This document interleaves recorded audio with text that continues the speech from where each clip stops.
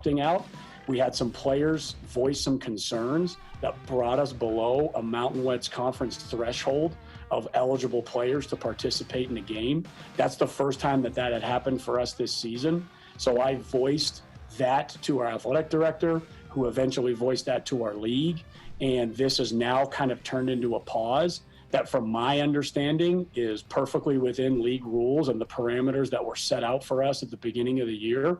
I would have preferred maybe it came a little bit earlier through some of the rescheduling of games that I had asked, but it is here now. I am hopeful that the players that have voiced, different concerns, which again I've dealt with all year long, are ones we can work through. And I fully hope and expect that we're going to continue to do those things the rest of the season that we have together. Lobo men's basketball coach Paul Weir yesterday addressing a pretty big throng, a relatively big throng of media, about 25 people on a Zoom call, as he addressed the state of Lobo basketball, the season, the program, where they are, and why they are not playing San Diego State yesterday and tomorrow. Good morning to you. Happy Thursday. It's your opening drive on 95.9 FM and AM 610 Sports Edible, also on ProView Networks. Jeff Siembieda and J.J. Buck. Micah produces on the radio side. J. Pole and Josh producing for you on the TV side. JJ, I'm interested to have this conversation with you, and there's sometimes I wish you and I sat down and planned shows out more, and there's others where I'm glad we don't. And this is one of those where I'm really interested. You and I have not sat down and compared notes on what we saw, what we sat through, what we heard yesterday with Paul Weir. And I'm interested to see where you are. I will give you my perspective. I don't know that I felt that Paul, I'm glad he spoke. And I'm glad he spoke for a while. Chelsea cut him off, I think, about 45, 50 minutes in.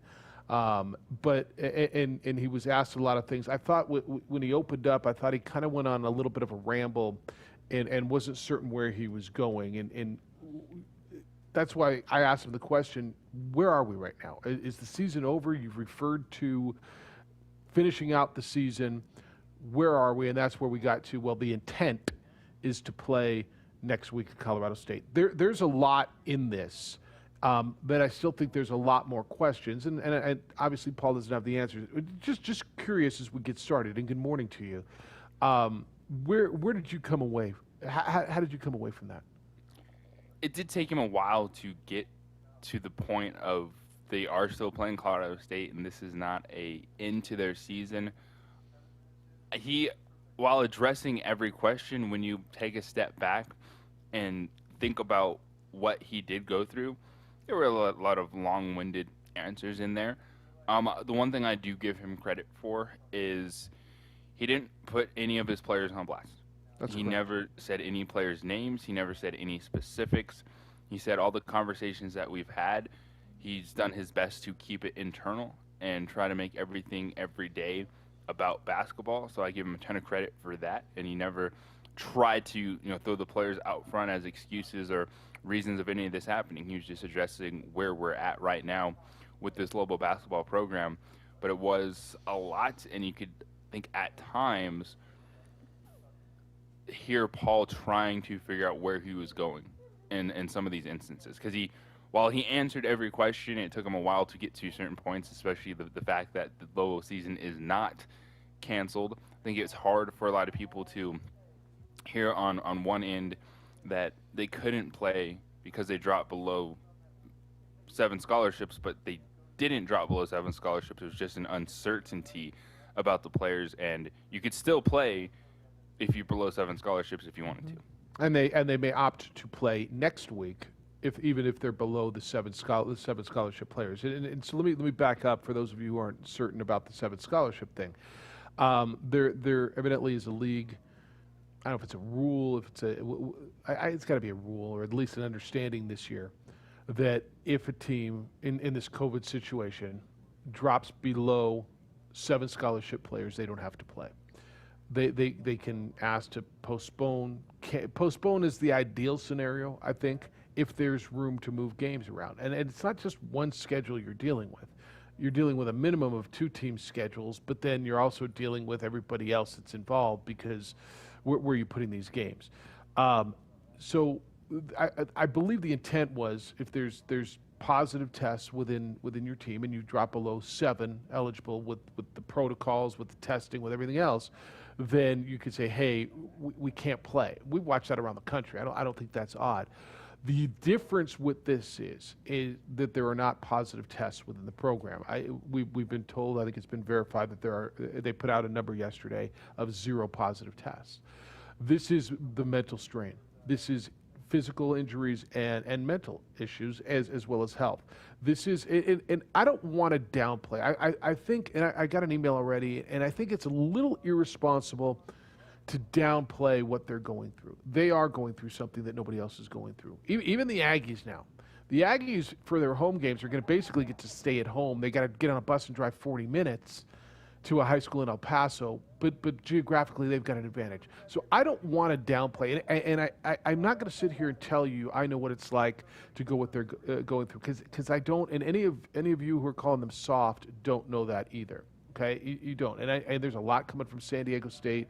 They're upset, not the administration or the players, but their fans. Paul said he's had hundreds of conversations about issues. He had one player come to him with an academics issue, one with a knee injury that flared up, another with a personal situation. And he's made it very clear he is not, nor will he, and I appreciate this, force a player to play. And this is one of those things that, JJ, I've said all along. I don't think anybody's been forced to play, right? When you hear opt out, that also means opt in. So I just want to explain that. Where are they now with this? You know, Paul said it came to light and he was a little unhappy that the media got a hold of this. Well, hell, if they were going to cancel games, the media was going to get a hold of it at some point, right? I mean, the fact that they canceled a series of games, somehow people were going to ask questions. And Paul seemed, a little perturbed that somebody was letting the media know what was going on. At some point, the media was going to know. I guess it comes down to opt in, opt out, and I'd love to hear. And the one question I wanted to ask when time ran up, the players want to play, and he addressed that in one respect. JJ, he said there was a core of 4 guys who came to him and said, we're ready to go. We're going to get these guys ready to go. Give us a day. We'll get the guys ready to go. Yeah, there was, outside of that, it was kind of uncertain what the number was. Dropping below 7, you can at least see who's on scholarship, and then he mentioned walk-ons, so being available and getting ready to play if needed, so you can kind of just start piece it together who's in at this point in time. But I will go back to, I appreciate that he didn't put any of the players on blast. He wasn't naming names. He was doing his job yesterday. Probably should have at least did a statement a little bit earlier to slow down some of the stuff that occurred leading up to that moment, all the speculation, all the questions and rumors, this, that, and the other about the season and where this basketball team is at. But it's one that you get a little bit more of an inside. The specific date, he said, was December 26th, when he felt things really take a turn for this basketball team. And you're looking, so all right, so this has been a month of trying to keep everything on track, keep this mindset after that Boise State series. No Christmas break for his team. They got back on a bus, went back to Lubbock, Texas, and he felt that was a turning point in terms of some of just the mental turmoil with his basketball team. But it's still one that a lot of people, despite Paul Weir sitting there for, as you said, 45, 50 minutes answering questions, probably still wondering what this is all about. And he pretty much stated this is a pause, and it comes down to I wanted things to be rescheduled. It didn't happen, and thus here we are not playing games this week.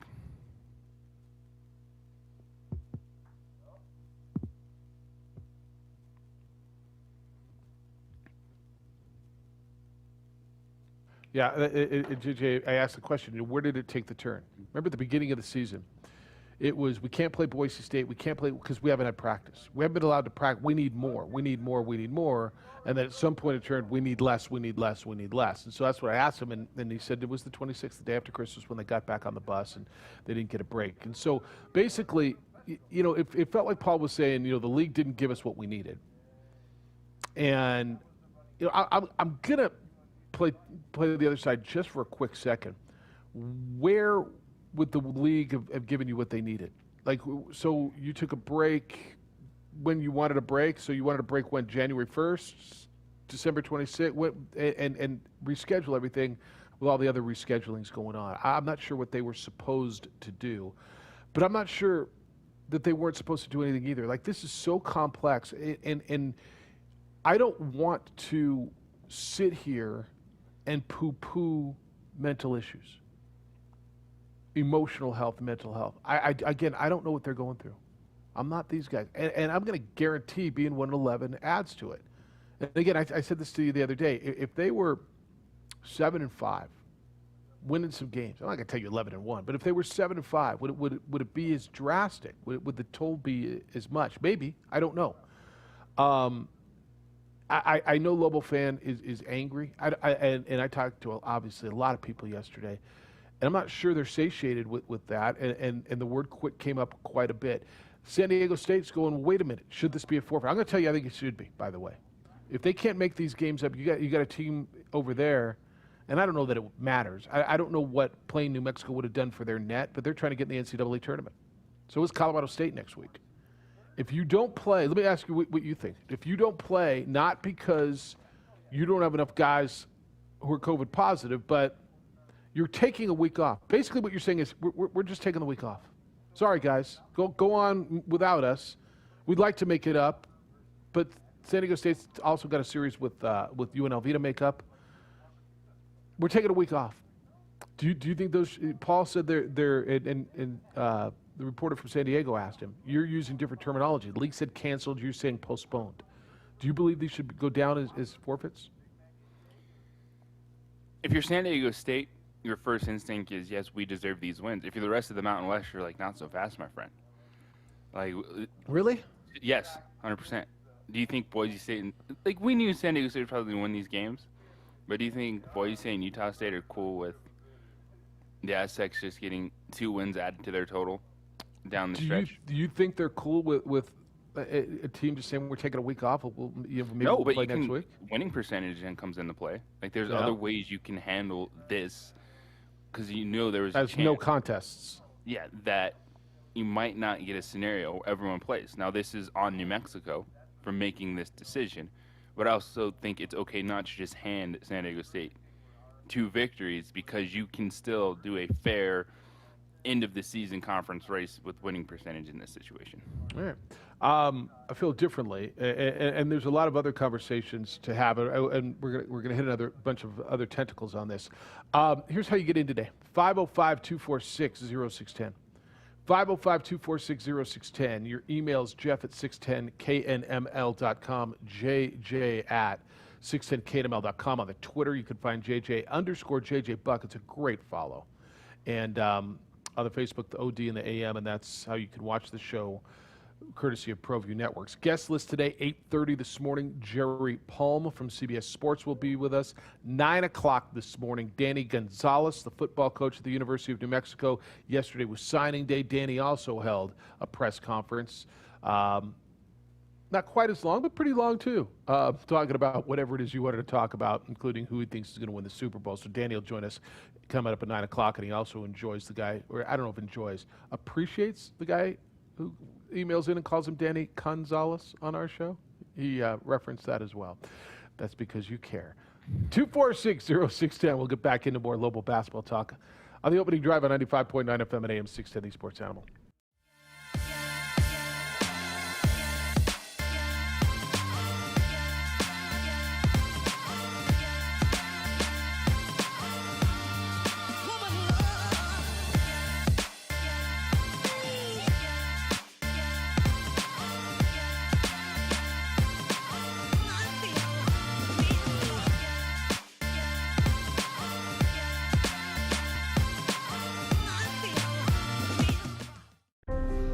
The New Mexico High School Coaches Association, established in 1941, is an organization of New Mexico's best and most professional interscholastic coaches. Coaches across work daily to help our student athletes excel in the classroom, on the field of play, and in our communities. Students that participate in interscholastic activities attain higher grades, higher graduation rates, and higher wages. Responsible for the North-South All-Star Games, statewide Coaches Award Program, and providing multiple professional development opportunities for New Mexico's coaches. Be a great coach by coaching beyond the game.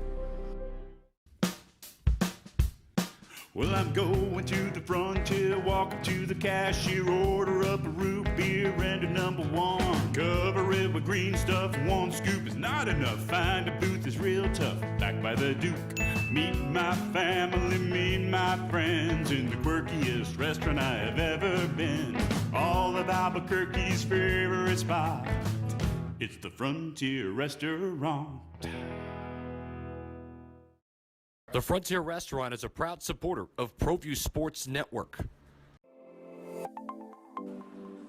Get into the game with Garden Swartz Team Sales. They have everything you need, from screen printing, embroidery, and digital printing services, high school letterman jackets, and all high school and club uniforms, and individual and team apparel with the most reliable brands like Speedline, Rawlins, and Wilson. And don't forget to check out the latest F7 Shut helmet. It's all at Garden Swartz Team Sales. Give them a call, 505-884-1234. Garden Swartz Team Sales.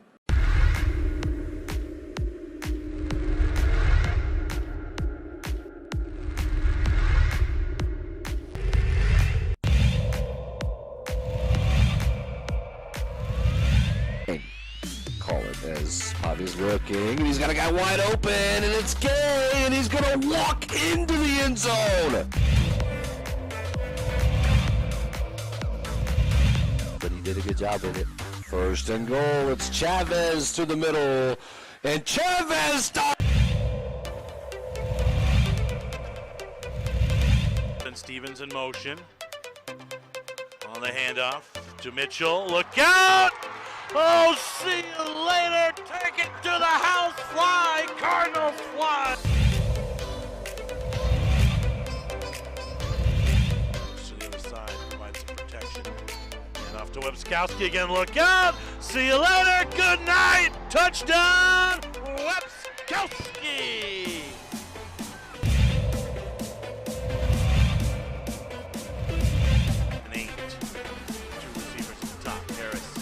All day. He's going to fire to the end zone. Open man! Touchdown! Wildcat! Not a defender inside. I can't sit here and say 100% we are going to be in this next game or in the game after that, in the game after that. I can tell you my intent. Our intent is to play at Colorado State, and I'm hopeful that these next few days will allow us time to recalibrate ourselves, get back above the threshold, get maybe some walk-ons that haven't been a part of our team for a while back in shape physically and mentally to where they could compete on a basketball court, and then finish the season as best we possibly can. But as I just said, I can't guarantee really even tomorrow at this point. It's just the way this journey has been. Paul Weir, Lobo men's basketball coach. So the intent is to play next week. They may play next week. The Journal reported they've got to make a decision by this weekend, and that seems fair. Those games are Tuesday, Thursday next week. At least that's what they're scheduled. Look, this has so many more ramifications than just Lobo basketball.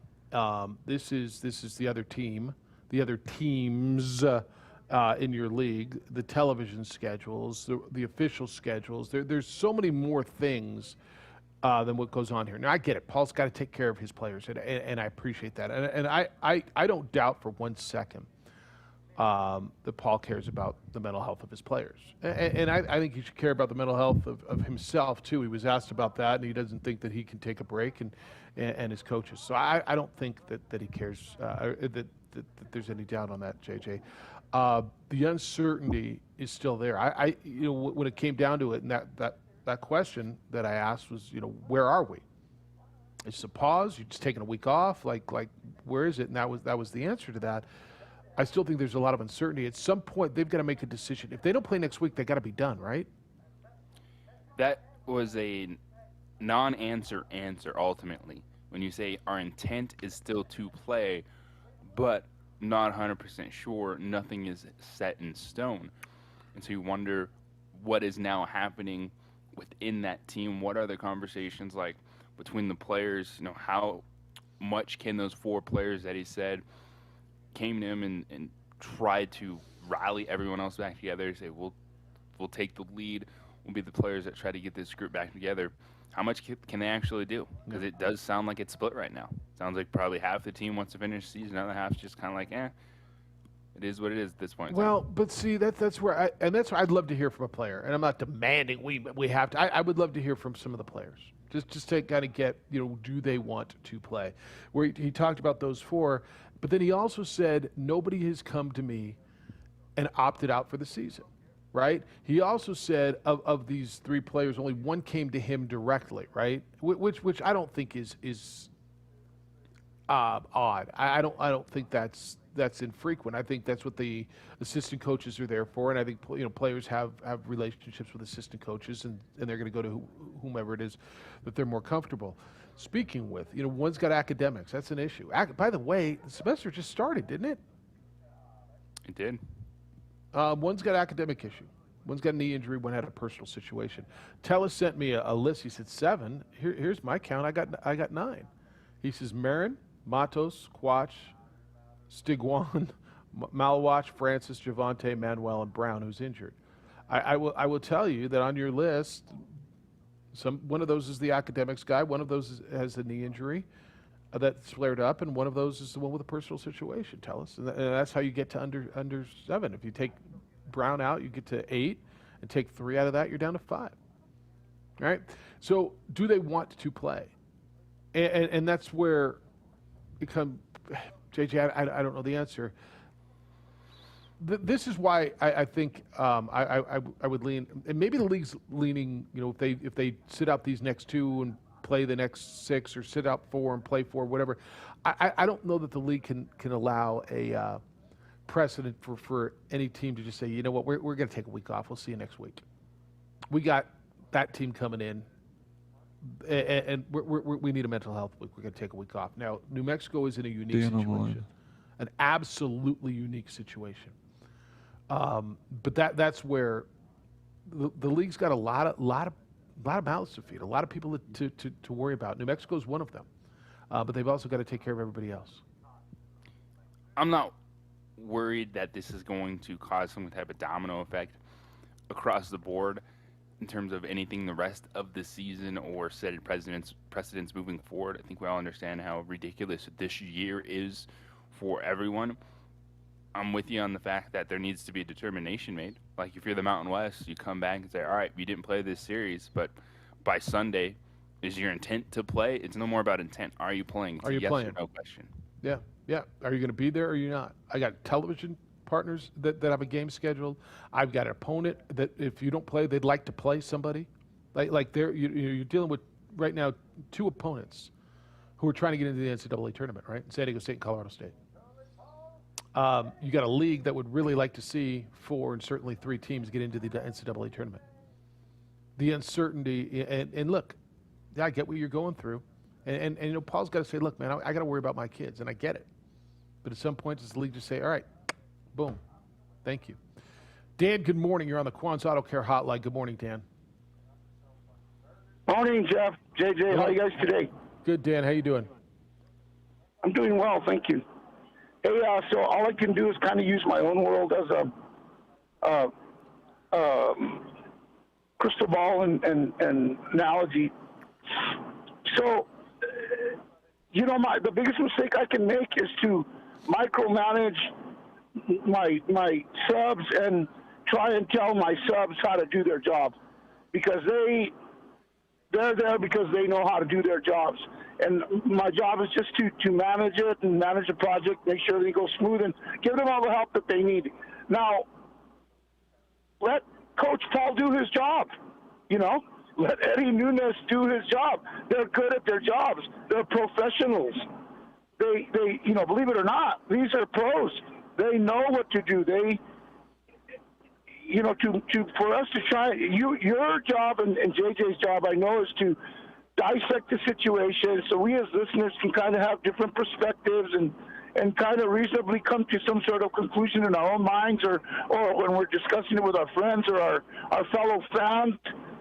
So it's kind of a trickle down. Just let let Michelle do her job as the governor. Let Eddie do his job. Let Paul do his job. Let Jeff and JJ do their job.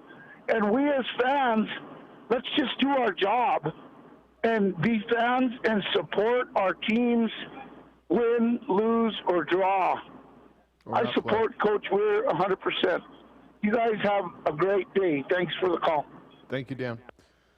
Yeah, everybody's doing their job. I mean, that's what I would tell you, Dan. I think everybody's doing their job. They're all doing their job. We're doing ours. I think some fans are questioning what they're supporting in this case. Are they supporting a legitimate issue within a program, or is it more than that where a lot of people feel they gave up on the season?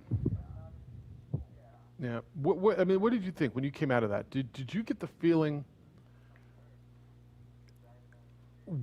see, it's so vague, man. I think they all want to play, but do they want to continue to play in these circumstances? Do you get the feel that that's a program, a team that wants to play more?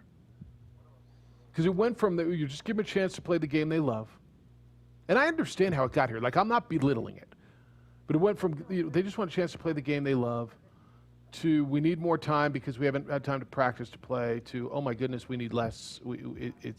This is overwhelming, and I get it. I think it's entirely fine that they changed, because once you're in this for 2 months, you're saying, once you're in this for 2 months, you're like, oh, well, are we really playing? Are we getting? Is this what I signed up for? Are we developing our student athletes? I think that I'm right there with you. That's 100% a fair question, because they're not a good basketball team this year, and they had every chance to be in a gym to practice and put up shots. And they didn't have that, and you can see it take an extra toll in some of these close games where they're to your point, they're not going to be 11-1 if they were able to practice. But could they at what least? What if they were 6-6? Could they have swung one of those Fresno State games, maybe even one of those Nevada games? It's possible. San Jose State. Yeah. Yeah. So it's possible that instead of being a one-win team, they've won 5 at this point in time, which is still not great. But that's what we're talking about. Like that, these are the legitimate basketball issues this team is dealing with. I think that coming out of Paul Weir's press conference yesterday, unfortunately, there was no clarity on the situation other than he felt his team needed a pause, so he stepped up and took that upon himself to hit the pause button, and whatever comes down after the fact, he'll have to sit there and deal with it. But I think what's still lingering is the uncertainty of, is this a pause or is it more? Because he didn't give you a yes or no answer on that. That's a really good summation, and I haven't heard it put that way. I think it's accurate. Paul has basically said, I've been asking for a pause. I've been asking for rescheduling. Nobody's given it to me, so we took one. Right? And so be it. My kids needed it, and I'm going to bat for my kids, and so be it. You guys wouldn't give us a break. We're taking a break, and this is when it is, and this is when it's needed. I mean, is that a fair summation? It's kind of what you're saying, right? That's really what I got out of yesterday listening to Paul Weir. Like, despite the uncertainty, the challenges, he just said, all right, this is what is happening right now. All right, ladies played last night, played well. They were battling through it, and boy, did they put on a shooting exhibition in the third quarter yesterday. JJ had the call. We'll get into that. More Lobo men's basketball. You're welcome and encouraged to get in at 505-246-0610. Hey, winter is not good to your vehicle. Cold air pulls the moisture out of the paint, makes the paint easier to chip. Sand, salt, dirt sit there for months. It's also bad for your paint. Here's the problem, and I get it. Most of us don't have the time to go out and clean the car, or it's kind of cold outside. It's not that fun. Nobody wants to stand in a long line at those big car washes, so I got a way, way better idea for you, and it is a terrific deal. On-the-spot automotive detailing. You don't have to take the car to them. They come to you wherever, whenever it's convenient for you, at home, the office. Maybe they're both the same thing these days. You're inside working, they're outside working. When they're done, your vehicle has a thorough cleaning inside and out, stains, spills, pet hair, all gone. It's like the day you took it off the lot. Those big car washes have hundreds of vehicles go through them every day. Unless they keep those brushes clean, they can scratch your paint. You're usually done in 7 minutes. How good is 7 minutes? On-the-spot automotive detailing is there for an hour or more, whatever it takes to get the job done right. And gentlemen, ladies, this is a great Valentine's gift. For that person who has everything and you're looking for something creative, on-the-spot auto detailing is a great gift. 505-859-2859 is their number. That's 505-859-2859, or visit them at otsdetailing.com. The Balloon Museum Foundation Art Exhibit.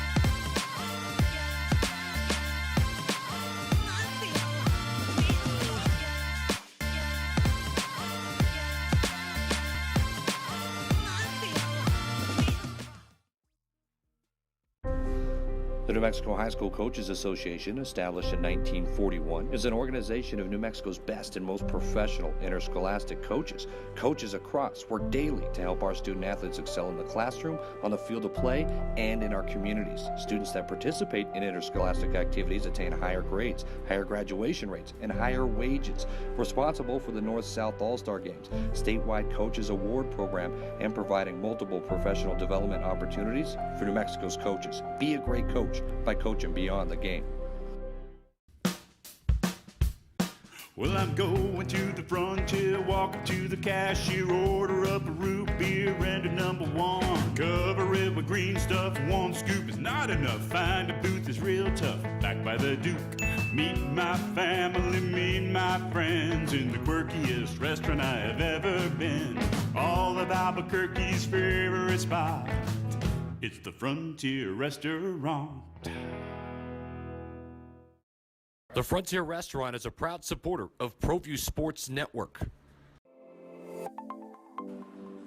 Get into the game with Garden Swartz Team Sales. They have everything you need, from screen printing, embroidery, and digital printing services, high school letterman jackets, and all high school and club uniforms, and individual and team apparel with the most reliable brands like Speedline, Rollins, and Wilson. And don't forget to check out the latest F7 Shut helmet. It's all at Garden Swartz Team Sales. Give them a call, 505-884-1234. Garden Swartz Team Sales.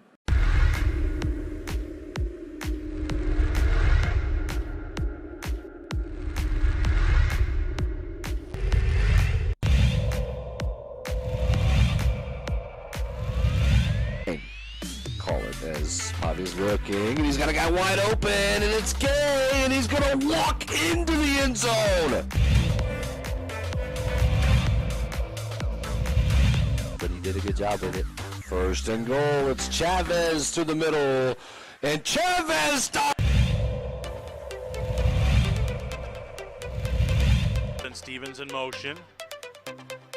On the handoff to Mitchell. And Look it's out! Carter with the rebound, and she'll be able to dribble this one out.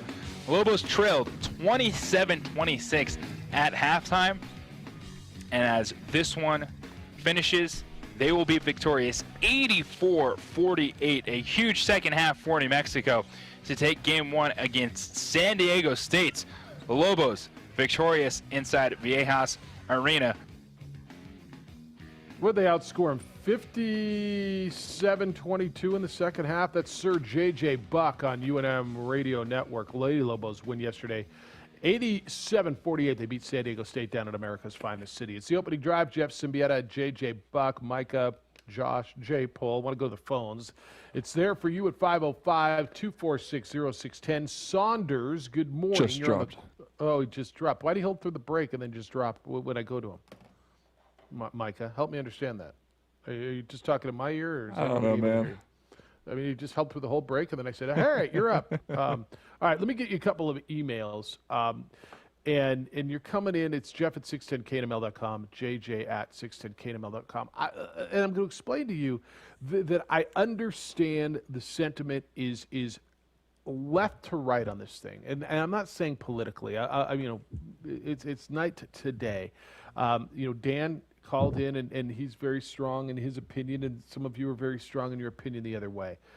I'm gonna take Danny Gonzalez's stance on this, and Sir JJ Buck has now joined us. We played one of your calls coming back in from the break of the 84-48 victory last night for Lady Lobos.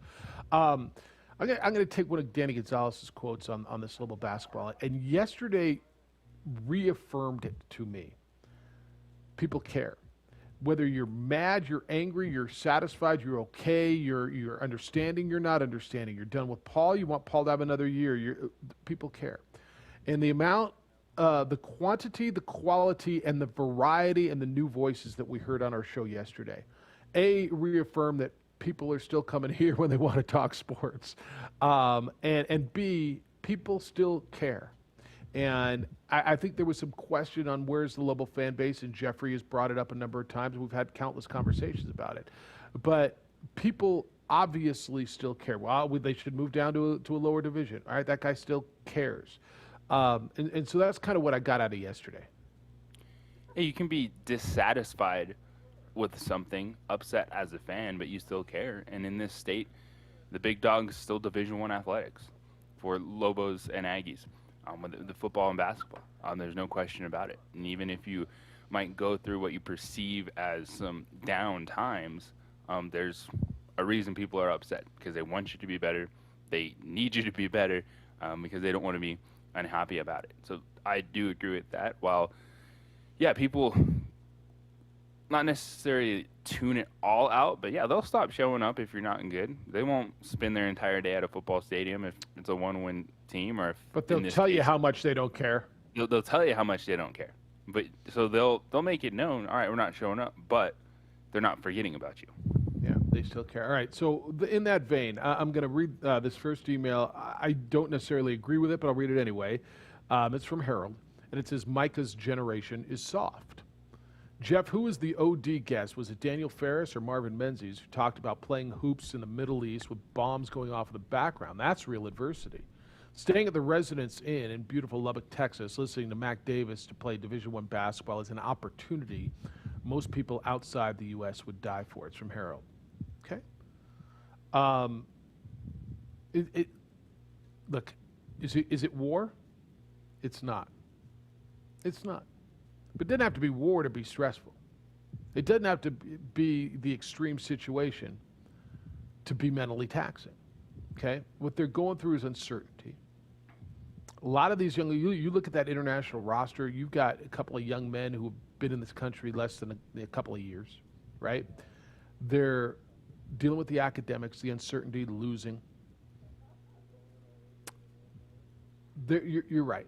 They're not sleeping in a tent or sleeping on the street. They're at a hotel in Lubbock, Texas, and they get back on a bus and they go. Is it the worst scenario possible? It's not. But we I don't know. People tend to play these degrees. Well, I went to. Oh, okay. But can you understand where you would have some mental stress here, some mental issues, some, and Paul said the mental toll is significant. But I hear that in different forms. They're soft. I'm struggling just to say they're soft. Oh, I'm struggling with the entire generalization, because can I fire back and say, Harold, you and all your generation are a bunch of tools that don't understand anything? Is that cool? Is that how we want to handle things now? You good with that? Yeah, you absolutely can. Yeah. So that we're going to get nowhere. Say you're a bunch of old hardheads that don't know anything, and there's a young, soft generation. Here we go. Boom. See you tomorrow. Hard and soft. Let's meet in the middle and make mud. I mean, what are we going to do? Or we can talk about this and realize, yes, I want the Lobos to finish their season. There are tipping points with everything, and this boiled over for Lobo athletics. And it feels that there is players that are still all in and some that need some help getting back on track. There's nothing wrong with that, but it also does fall at the feet of Paul Weir.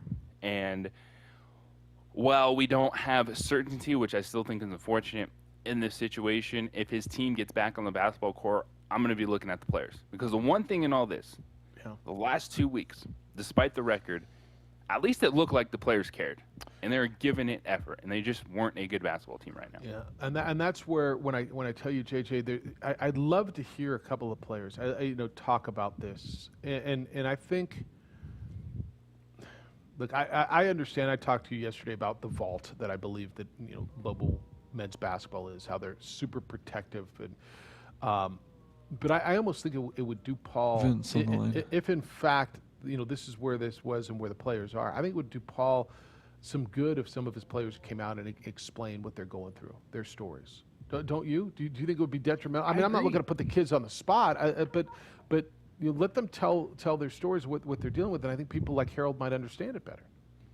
And because it's one where I can't. That is the furthest thing from my mind. When I've watched this team on the basketball court, yeah, they haven't been good, but I don't think they're soft. And it's really hard to then piece it all together with where they're at right now and say, is this all on the players? Because it doesn't feel that way right now. It sure doesn't feel like this is all the players saying we don't want to play basketball. So that's why that's the bottom of my list, and I think it's a lazy take to just sit there and say, well, all I see is a bunch of soft kids of that generation. Vince, good morning. You're on the Quan's Auto Care Hotline. Hello, Vince. Hey, good morning, gentlemen. How are you doing? Well, thank you. How are you? Good. JJ, when I have a little bit more ability, I'll call back and talk about the Arenado trade. I've been day drinking since I heard the trade, so I really can't talk about that at this point. But as far as the Lobos go, yeah, I think it's wrong to attack their fortitude and their toughness. I don't think that's the issue. But we also have to look at, everyone talks about terms of the Lobos. We have another college basketball program in the state that's finding a way to get it done. And they're going to play their remaining home games at a high school gym in El Paso. And I get the proximity there, but they're finding a way to get it done. And we have to find a way for the Lobos to finish out this season in some form or fashion. If we don't, I think it leaves a bad taste in everybody's mouth, and you start to question the entire program. And I get that they're strapped, they're down players, they don't really have a great team this year. But somehow, some way, they got to get together. They got to band together. If the coaches need to step aside, maybe let the assistants run. This is great experience for any players that are going to remain. Anytime you have an organized game, this is experience. And they've got to take advantage of that, because I think it just sends a horrible message to all Lobo fans in the community that if they just check out and they're done with the rest of the season. So hopefully they can find some way. I think they should forfeit these 2 games. I don't think they should be postponed. It's not the other team's fault that they can't play these games. But they got to find a way to finish this season out and hold their chins up best they can. Thanks, guys. Thank you, Vince. I agree with him. I think it's really important for the stability of the program and this fan base to finish. And for their standing in the conference, whatever that means, I do. I think there's a difference between what they're dealing with and what New Mexico State's dealing with. First of all, New Mexico State had this COVID break, where they played 1 game in about a month and a half. So they kind of had the break. They were living in a hotel in Phoenix, and they had their uncertainty, and they're traveling to games too. The Lobo women also had a break, and Bradbury was very vocal about this. He didn't want to do this. He said it can't be done. He called it, basically called it incarceration. But his team went out and won last night 84-48. But I do believe there's difference, right? The men have not had that break where the women have had COVID positives. The Aggies have had COVID positives, and so they've had breaks. And to me, therein lies the difference.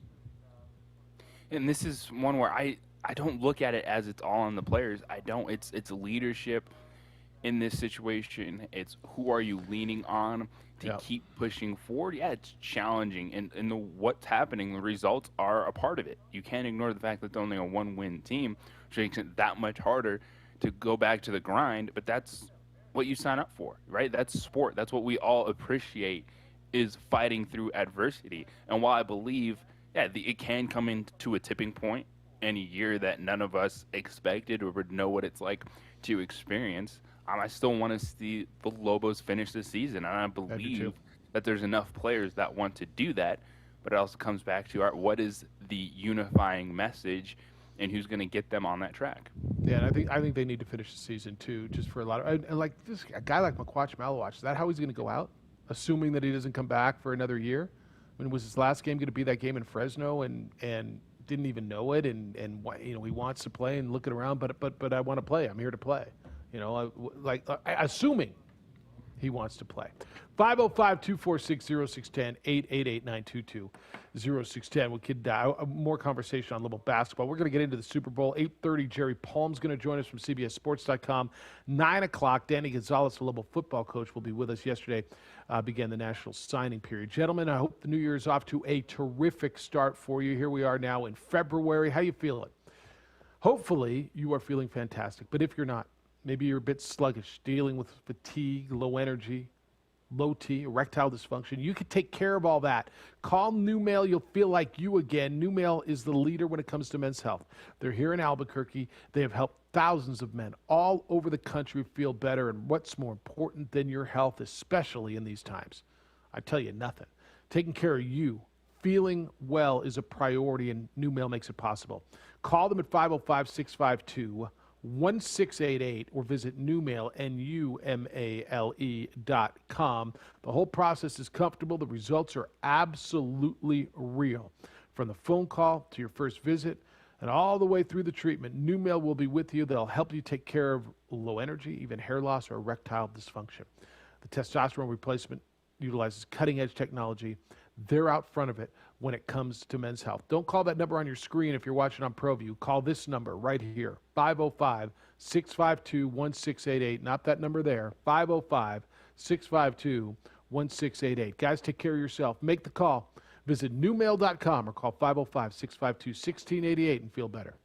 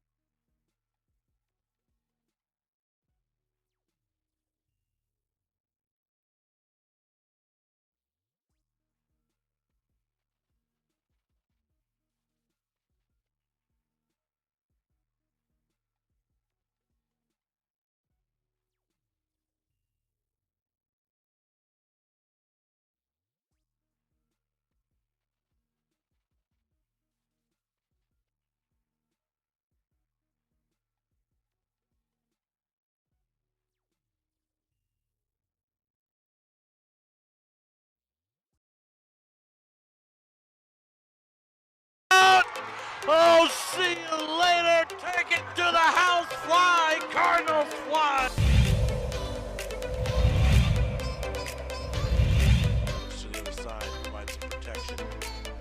to Webskowski again. Look out. See you later. Good night. Touchdown, Webskowski.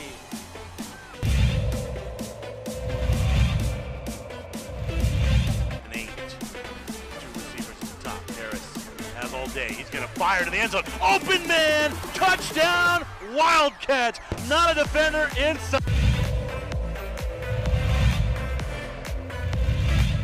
Bit. Webskowski on the sideline. Hasta mañana. He's off to the races. Touchdown, Clovis. Albuquerque this afternoon. 34-24. Rancho. Late to third. How about this run? Nice play. Dickerman. He's still on his feet. Touchdown, Wolverine.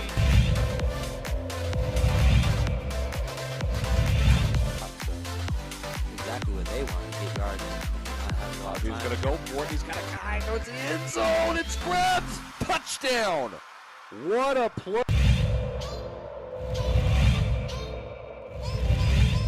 And long here for the Storm. J.J. Buck had the call yesterday. We turned it on at the end. I'm like, oh, wait. I was sitting there all kind of bitter. I didn't get to watch the Aztecs and Lobos last night. I'm like, hey, go put on Sir J.J. Buck. I said, Siri. Or not Siri. I said, Alexa. If I say it too loud. Alexa, play 610 The Sports Animal. And then all of a sudden you came on our smart speaker. See, she's starting right now. I said it too loud. Hold on. Alexa, cancel. Pancakes. Oh, it doesn't work that way. No, I don't get any pancakes. J.J. Buck and Nikki Heckroth-Lobato came on. You had a nice one last night. The Lobos outscored San Diego State, 58-22 in the second half, and just went on a rip-roaring third quarter. 58-21 in the final 2 quarters to pound the Aztecs in America's finest city yesterday, 84-48.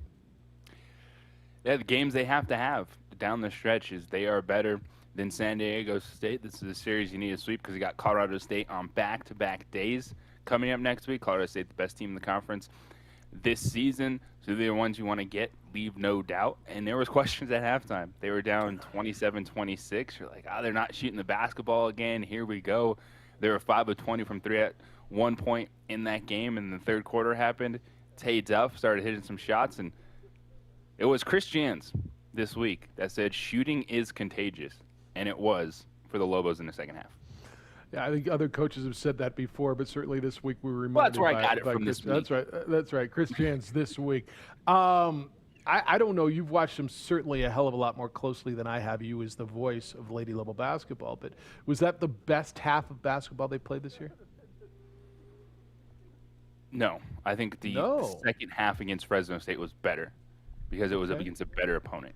That they dealt with challenge of not hitting shots, scored inside, came out with that victory.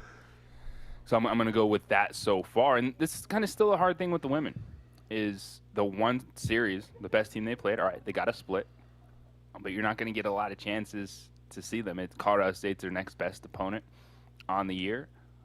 But they're still showing you that they're going to be in this conference race just due to win totals and should be on a pretty good roll come Vegas. All right. You can get in on that if you want, and certainly on what Paul Weir had to say yesterday in men's basketball. 5:05. 2 minutes. 246-0610. The emails, and I'll get through them as we get through the show. Jeff at 610knml.com or JJ at 610knml.com. This came in before we had to get out of here yesterday. It was from Terry. He said, brainstorming in the pandemic, the unknown makes for a great Twilight Zone episode. Drop down to a lower conference. Get a coach for $100,000. If a coach assaulted his players, sweep it under the rug. Just win, baby. Bring him in. Maybe a high school coach who played in the NBA and knows the athletic director. Do the players want out, or is this on the coach's mental state? Could be either or both. It's from Terry. Brainstorming is what he's done. I think the biggest question in that is, and I walked away from Paul's press conference yesterday still with a lot of questions. But do the players want to play? That was really kind of my next question straight up. And I know Mark asked some questions about at the end, are you going to be here next year? Do you think you're going to be? And he responded, that's out of my control.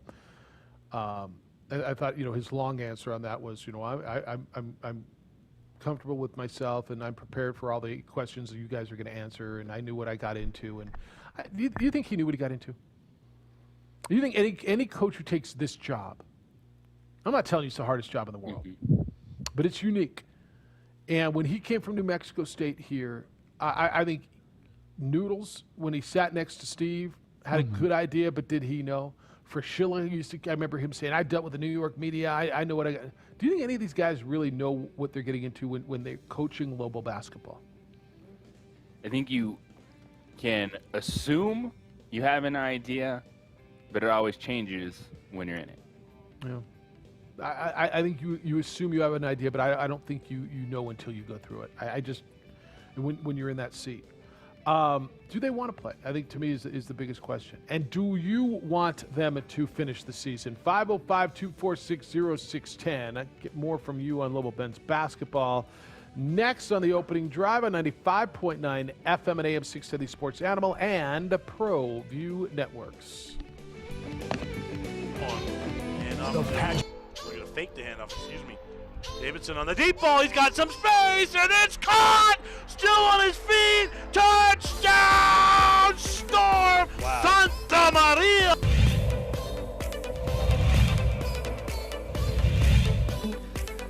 And so they'll send one deep and returnable at the 2. Usually Volcano do either a reverse or a fake reverse, and here it is a reverse. And a move to the outside. There is a lane. Look out! Shot out of a cannon! Rodriguez is going to take it all the way.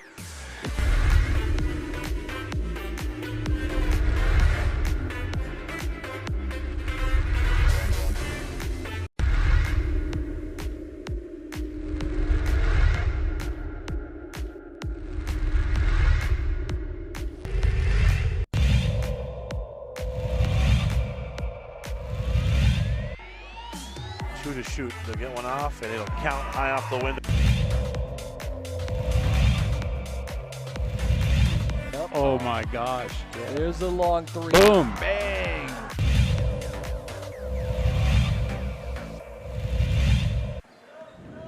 Martinez will beat the buzzer. Got it to go. His Fork driving kick. 3's in the air. It's good.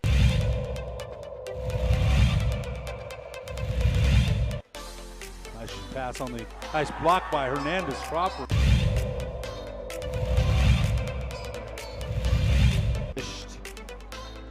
and Brown in the transition. But why not, Steve? Is Corbalan's going to go and he puts it away. And Corbalan wants to put it down. Here comes Screechers. Brown, you can't leave him alone. Put it down.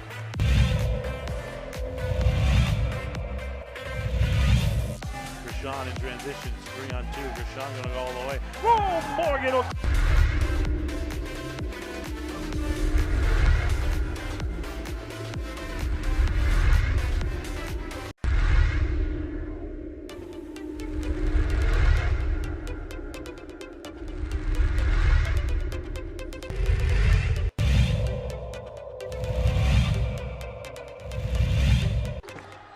Ramos, rise and fire. He's fouled. You know, he used to coach for Del Norte. And here's Voss all the way with the finish. He'll get the behind the back of the dribble. Trying to go up with the right hand. He changed hands in midair and Hotnet sent it away.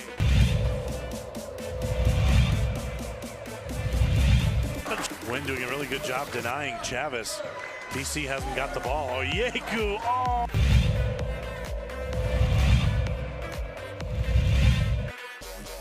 Working against Watson. Oh, look at the spin move.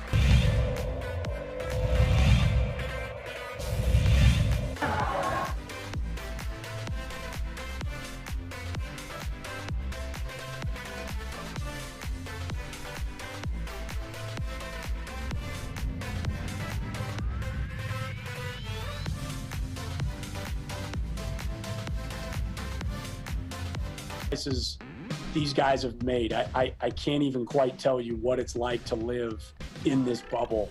And the sacrifices that the guys that are still going have done to get to this point. And it makes me proud to know that these guys have not brought their political or ideological values into this and said, Coach, if this is the rules and these are the standards and this is what you say, we're going to do it. And kind of teaching them that. I keep saying civic duty is important to me, and I'm glad and I'm happy. So following their lead, I should say, is important to me as well. And they were definitely a part of this decision to postpone or reschedule these games, hopefully, and then finish the rest of the way.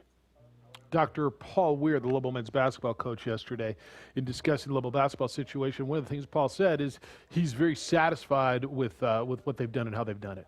He's said he's never forced a player to play who doesn't want to and never will.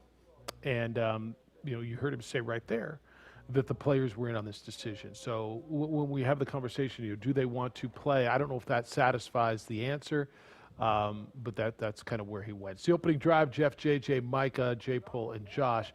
That's where it comes down to, JJ. I don't think what they're going through is the hardest thing ever, but it's certainly not easy, and it's probably more challenging than any other team in America is going through.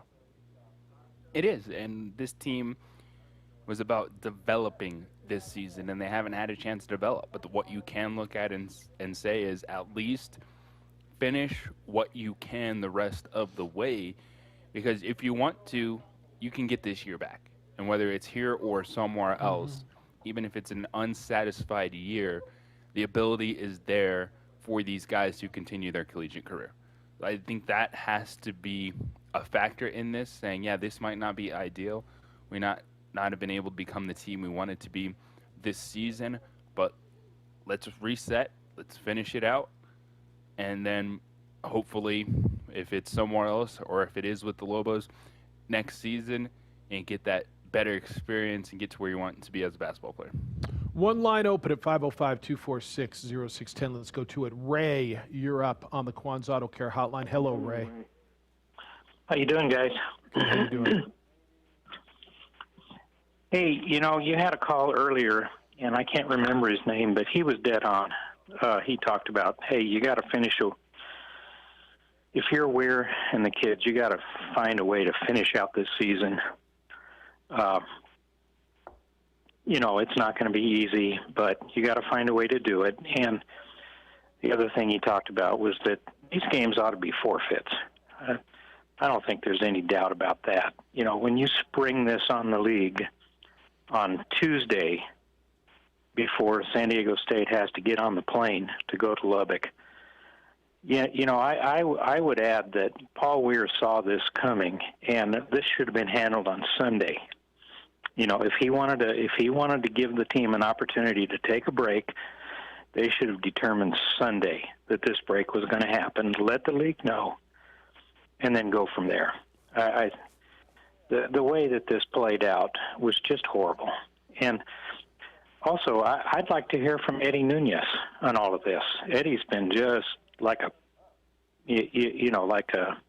peep mouse. He hasn't said a word.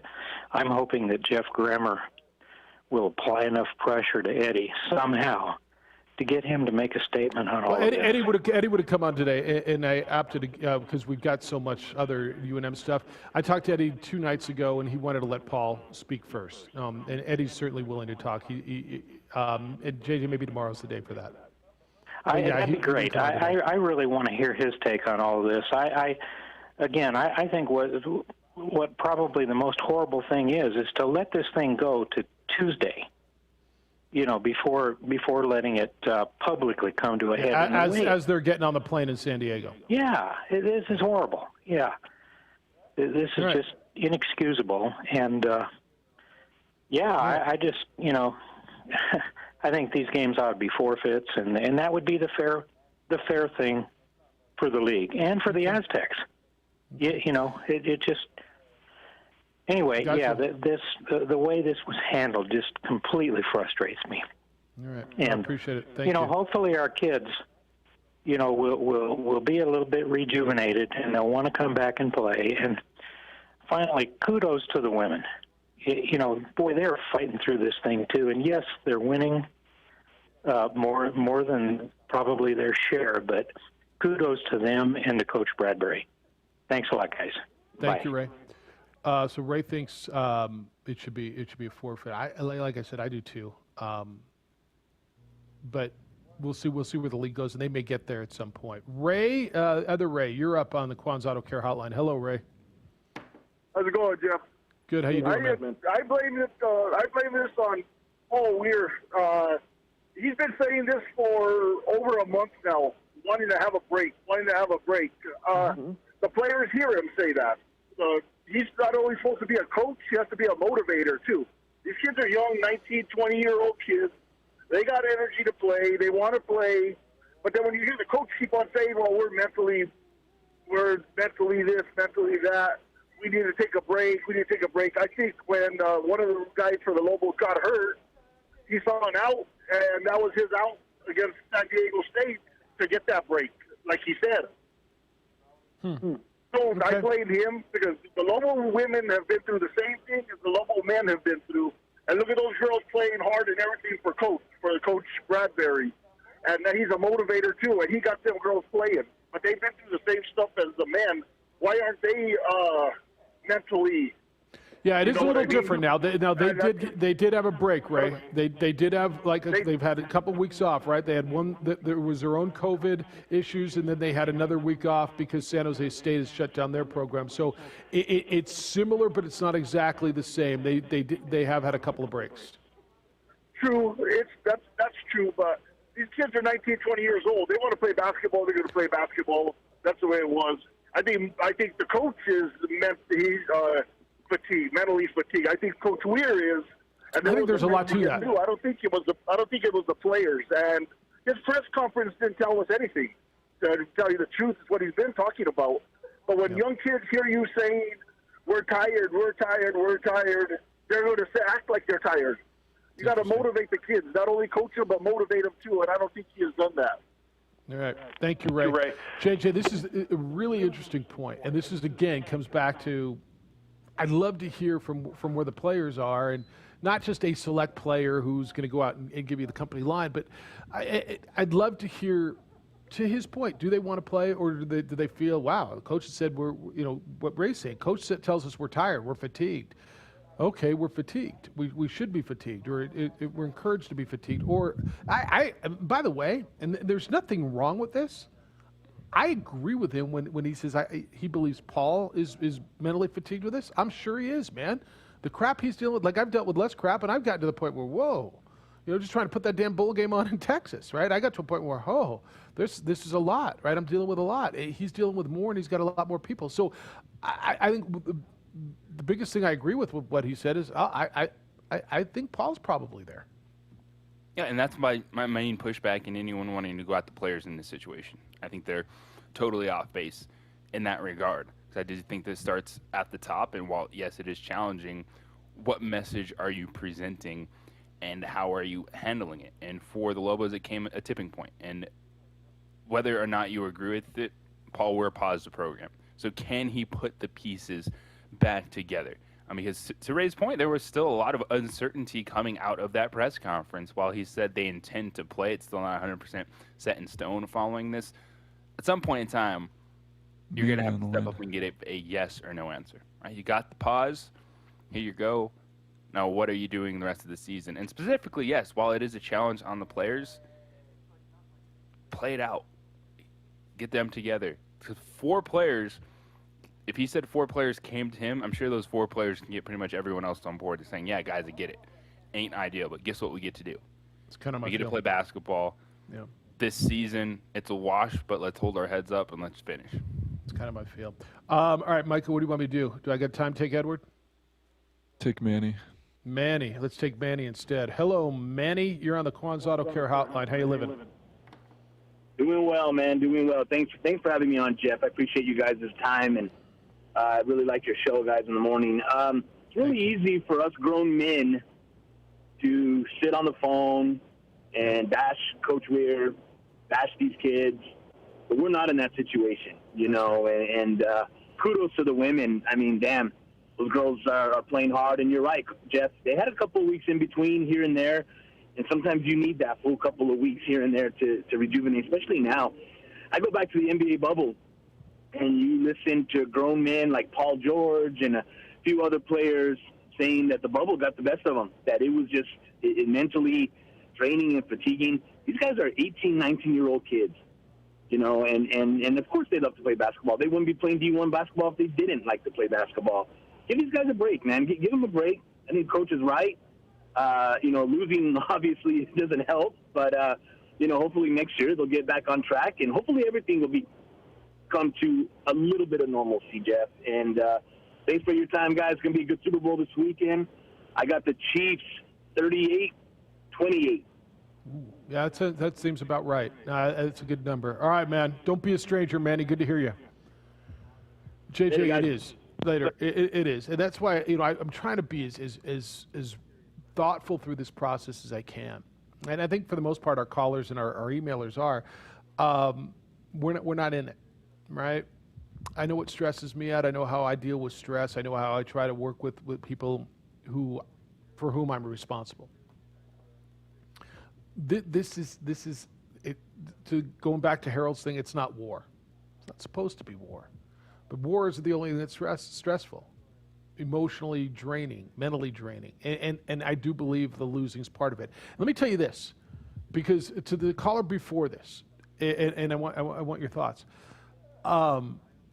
If it is the coach, if it is the coach who's, and he might be more mentally drained than anybody else. He may be, and you know what?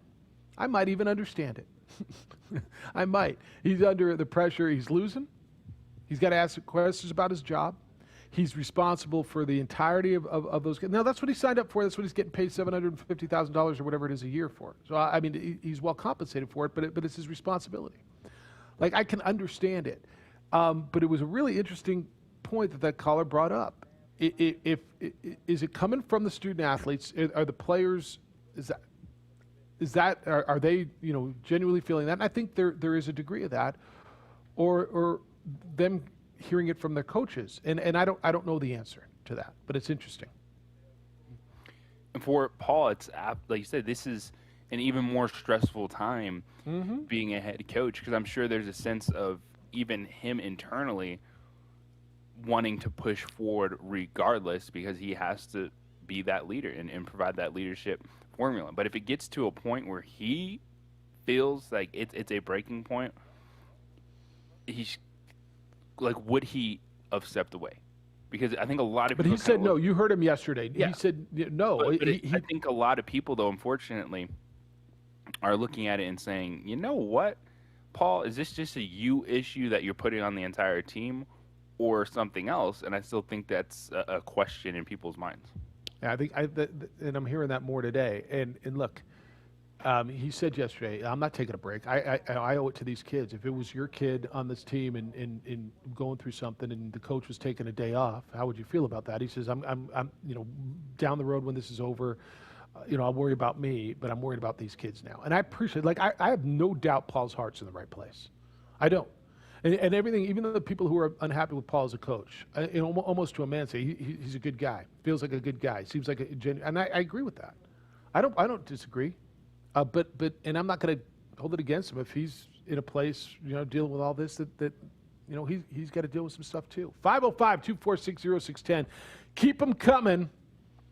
But don't get a haircut from the Chiefs barber, because, well, sometimes it's good to have hairline like mine. It's the opening drive on 95.9 FM and AM 610 The Sports Animal. With Indeed, there's no way.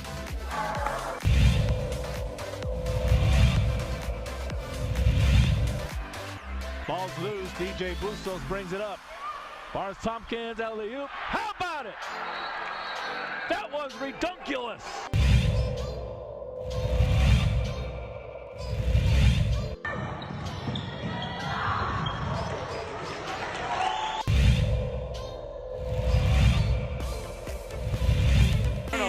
Cable to the big fella, might try to jam one home.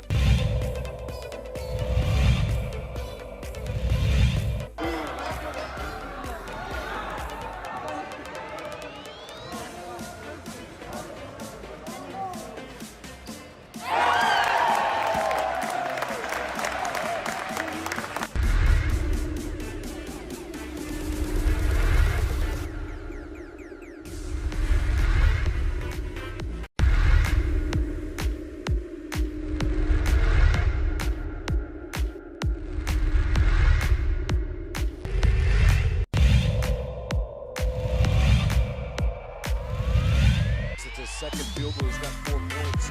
Watson, though, goes all the way.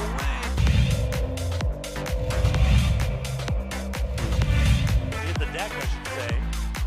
Cordova tried to throw it off. Romero, a 3 for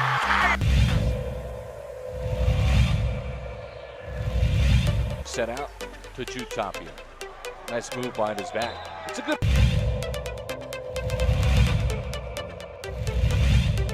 Here's Ramos. Step back. High arcing. 20. Well, he needed to get his legs back under him. Ooh, a little kick.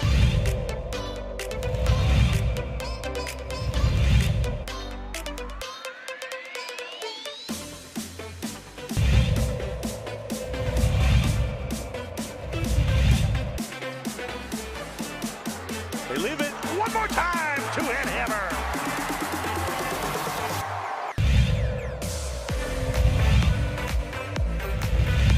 Look at this, they're not going to score again. Look at this. Up top! Yes, and the finish for Akbayosi.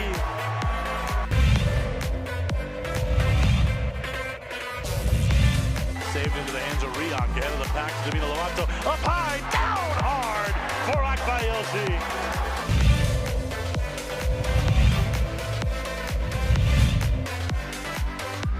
Out of the corner, Casals, the 3-0, Katenge!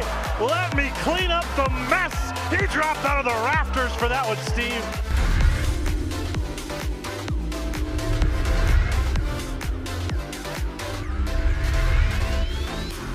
Don't sacrifice quality and flavor when you're in a hurry.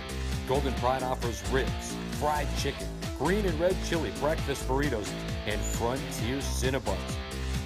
4 great locations, or visit us online at goldenpride@abq.com.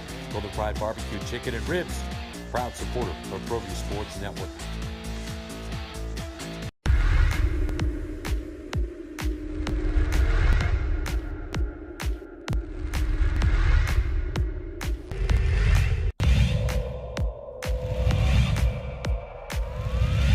To create space, he gives it off to Rivas for the 3, and he buries it.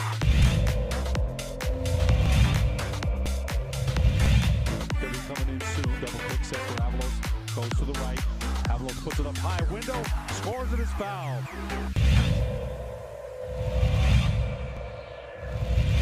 All right, we're going to talk with Jerry Palm from CBS Sports coming up at the bottom of the hour. Danny Gonzalez at 9 o'clock. Global basketball's been the topic. Super Bowl's coming up in 4 days.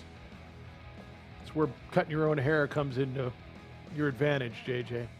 Being the bald guy. I said on that Zoom call yesterday that the new guy over at Channel 7 was Rod Burke. Is that his name? Ron By the way, Burke. Ron Burke, I sent him a welcome email and an invitation to come on our show and introduce him, to our listeners. I haven't heard back, but I sent him a welcome. But I said he's got the best hairline on TV, and was it Brandon Ortega was like, looked offended. What are you talking about? What are you talking about, bro? You see this hair? He was like, yeah, look at my hair. I'm proud of my head. I'm like, yeah, anybody could do that. Even to be able to pull off this shiny dome like your boy Ron. But anyway, at least you're not getting COVID potentially from the barber. All right, let's go. We got 2 lines open. 2460610. Edward, good morning. Hello, fatigue makes cowards of us all. That was General George Patton, which was also echoed by Vincent Thomas Lombardi as a coach. Jeff, in our generation, and it was right before us, probably the 20 years prior to us, it's easy to say, how could you be so soft, right? And I don't echo these sentiments. When I lost my dad as a young child and my stepfather was a WW2 vet, we were raised to be mentally tough, strong, and endure. You don't show cracks, man. It's a sign of weakness to show cracks, right? You can't exactly. be fragile. And I'm not trying to reinforce that.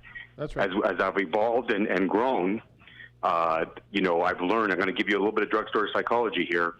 The human brain, frontal lobe development, doesn't fully occur until the age of 27, plus or minus. So when individuals are in their early, in their teens and their early 20s, the reasoning aspects are not fully developed, and people struggle, right? And then throw in a pandemic, I've completely changed from how I was raised to endure and be tough and move forward to maybe be a little more cognitively aware of how people process information and what they struggle with.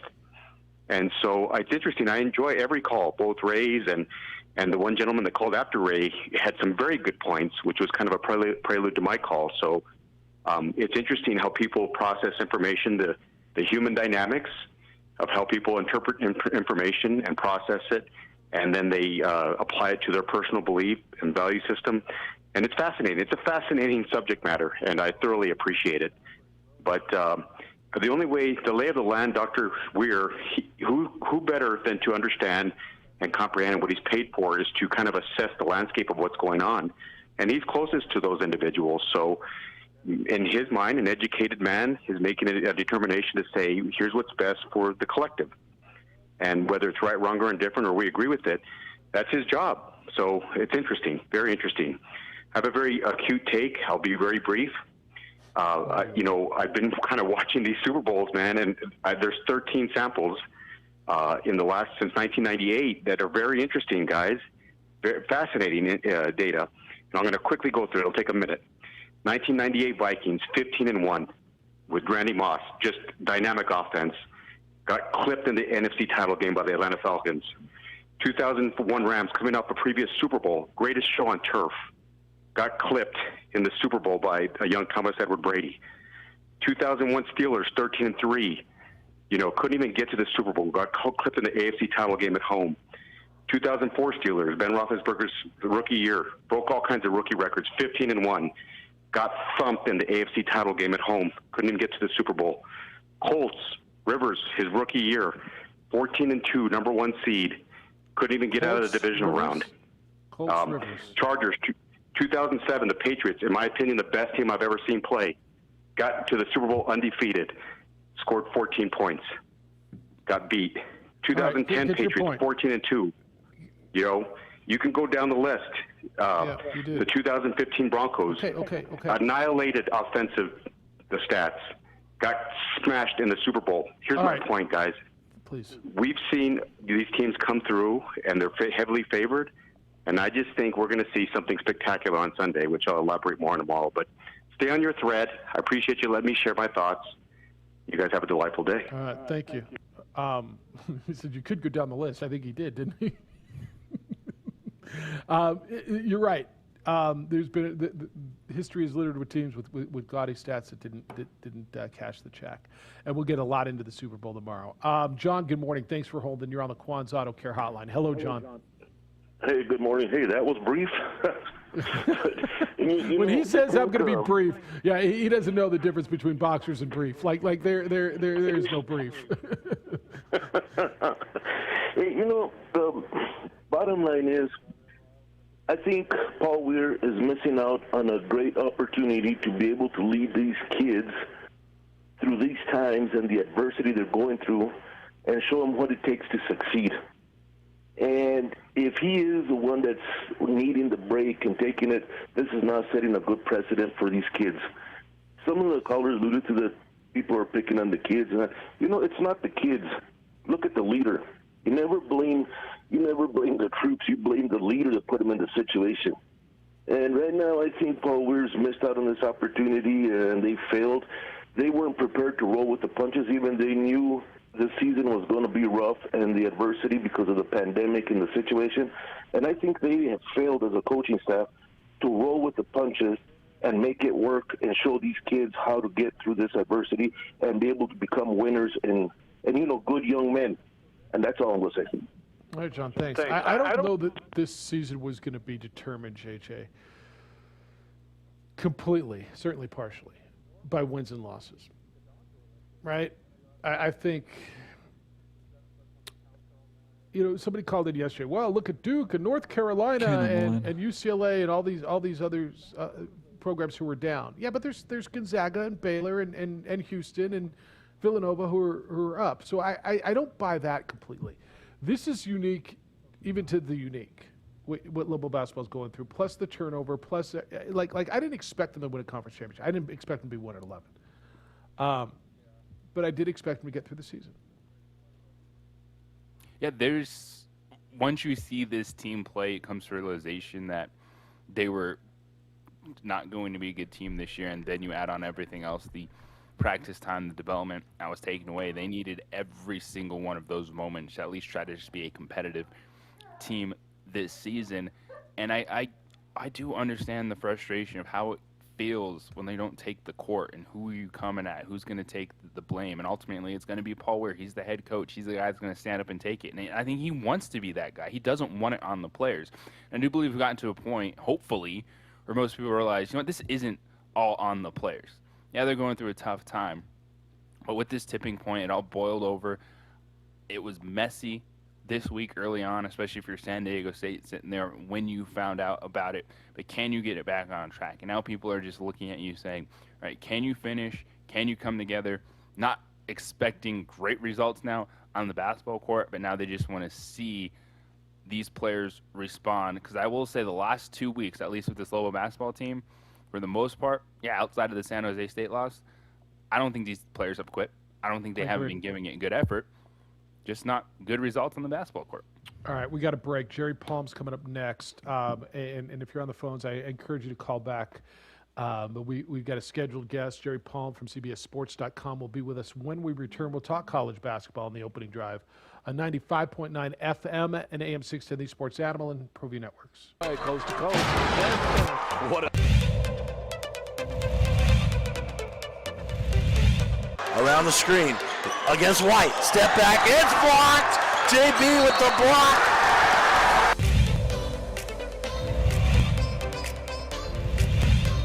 In transition, ahead to hit on. Hit on for the two-hand hammer. Minutes to go. They've got a shot. They have a chance. And it's put up. And it's good. What a three that is by Jalen.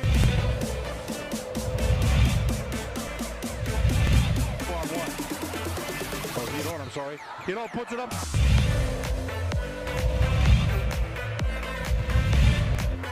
Rebound, Cowboys.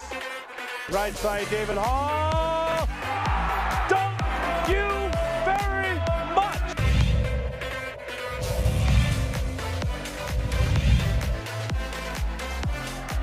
Here come the Cowboys. Domina Lovato lays it up. Missed it. Hey, how about it? Thank you, Luscious. Thank you very much. Raquan Mitchell. Clock at 6. They get it. Barnes Tompkins fires. Yes! Pass up court. This for the win. Blocked by DJ Bustos. Cowboys win. Cowboys win.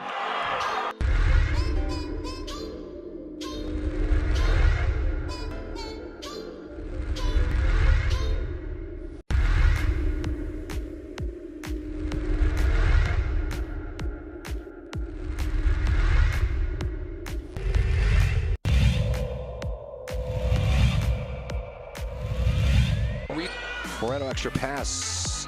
And Watson.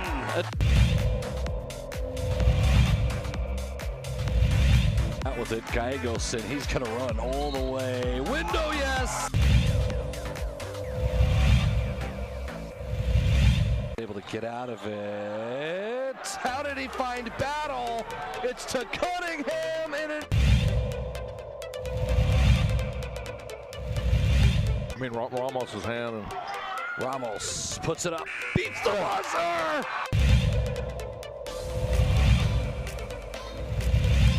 Boy, Jefferson wide open. Jefferson to Daraji! Into Watson with the jam!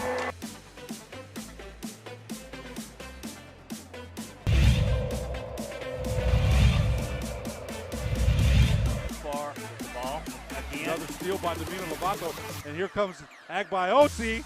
Lob, two-hand hammer. You knew that was coming.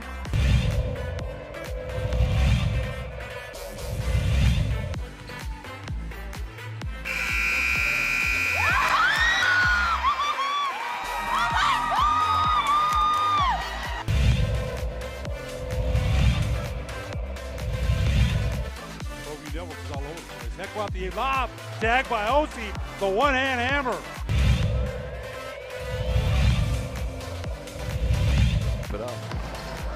And a drive from Palm.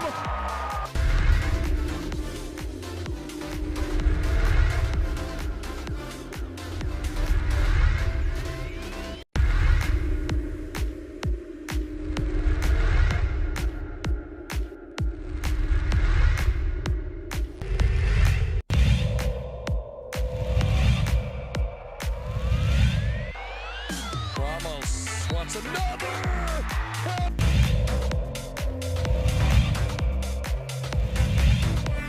Opportunity here. Martinez shoots, he scores.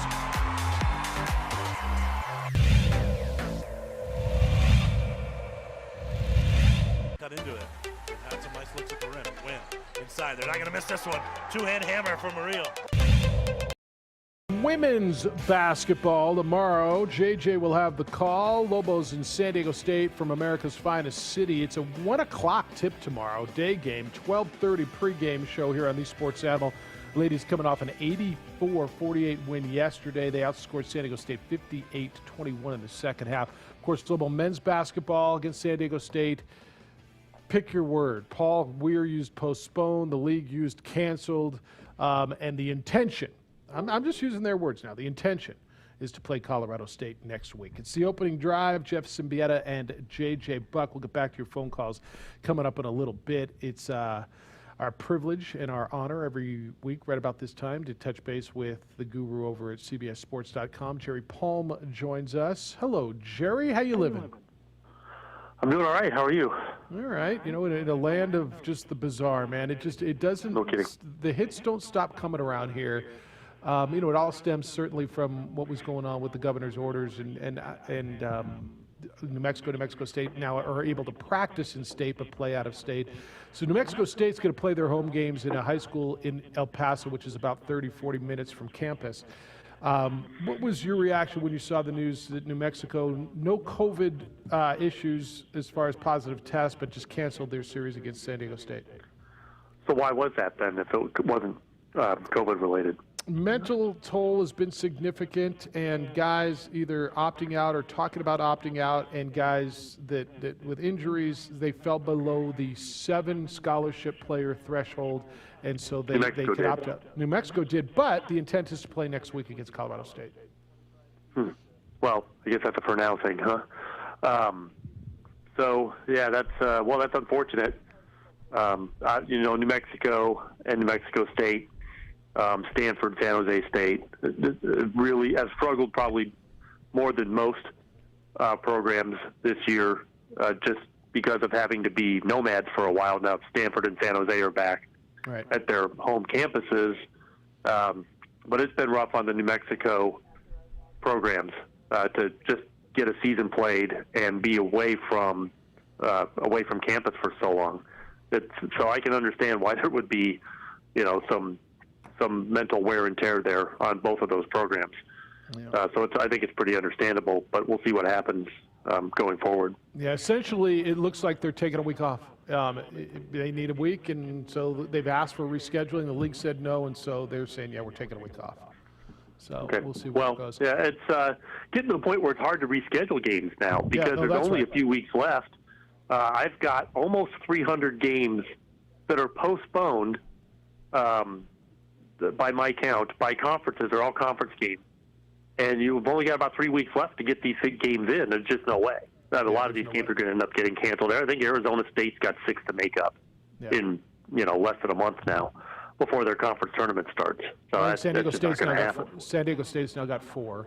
So yeah, there's multiple everywhere. So it's bizarre, and they're not going to happen. All right, you had 2 upsets in the top 5 yesterday. Houston gets beat by East Carolina. Villanova gets beat by St. John's. Both, I believe, both were on the road. What does that do to your bracket? Well, the East Carolina loss really hurts Houston because that's just not a good team. They've got one really good player, but as a team, that's going to be a quad 3 or maybe even 4 loss for Houston. It's only their second, but still, that's pretty damaging because there really isn't a way for Houston to resume build in the league. They're the team others can resume build against. So it hurts them for sure. You know, Villanova. I was watching some of that game last night. They were awful. that's one of those things, though, where Villanova was on the one line of my bracket, probably still will be on Friday, just because there's a gap between the one line and the two, and so Villanova's closer to it, but there isn't really anybody pushing them at this point. So I think they'll still be a one on Friday. I haven't fully looked at it yet, but it's that it's okay. I mean, Villanova is still not that far removed from a relatively long break themselves, and these teams that have done that, just some continuity issues, and you're seeing it especially with St. Louis now, Clemson as well. Maybe they're coming around, but it's Villanova it was not a good team last night. It actually might help St. John, who's making a bit of a push to try and get in the bracket.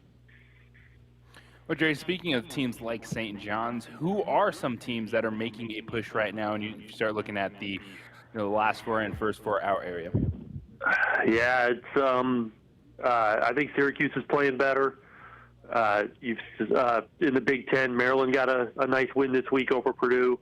That puts them at 9-8, but they've been trending more the right direction lately, as opposed to Indiana, who's 9-8, really more trending the wrong direction.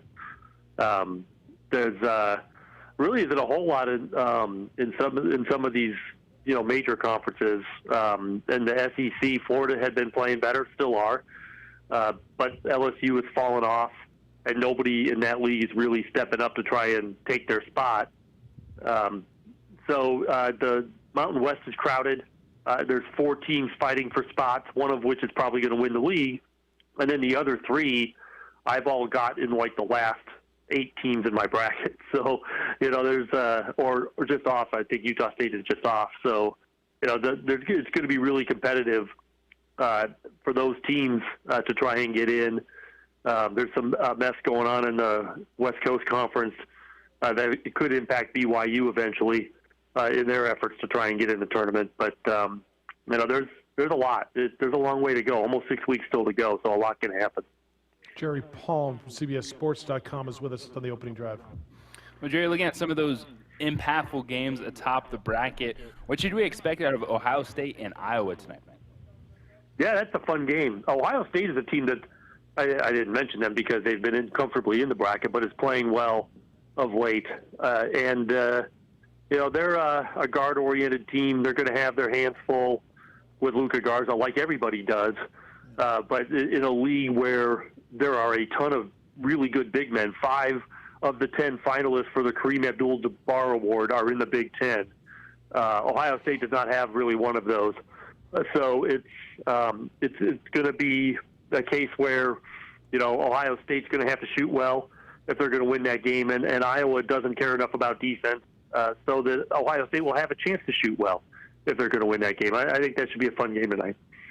Jerry, typically we hit here, and you know how the committee thinks. They give you all these seminars, you go through these mock drawing sessions, and guys like you know what's going on. Do you have an idea what they're going to do this year? I wonder if they have an idea, because it's apples to cherries this year. You just don't know. Yeah, it is going to be difficult.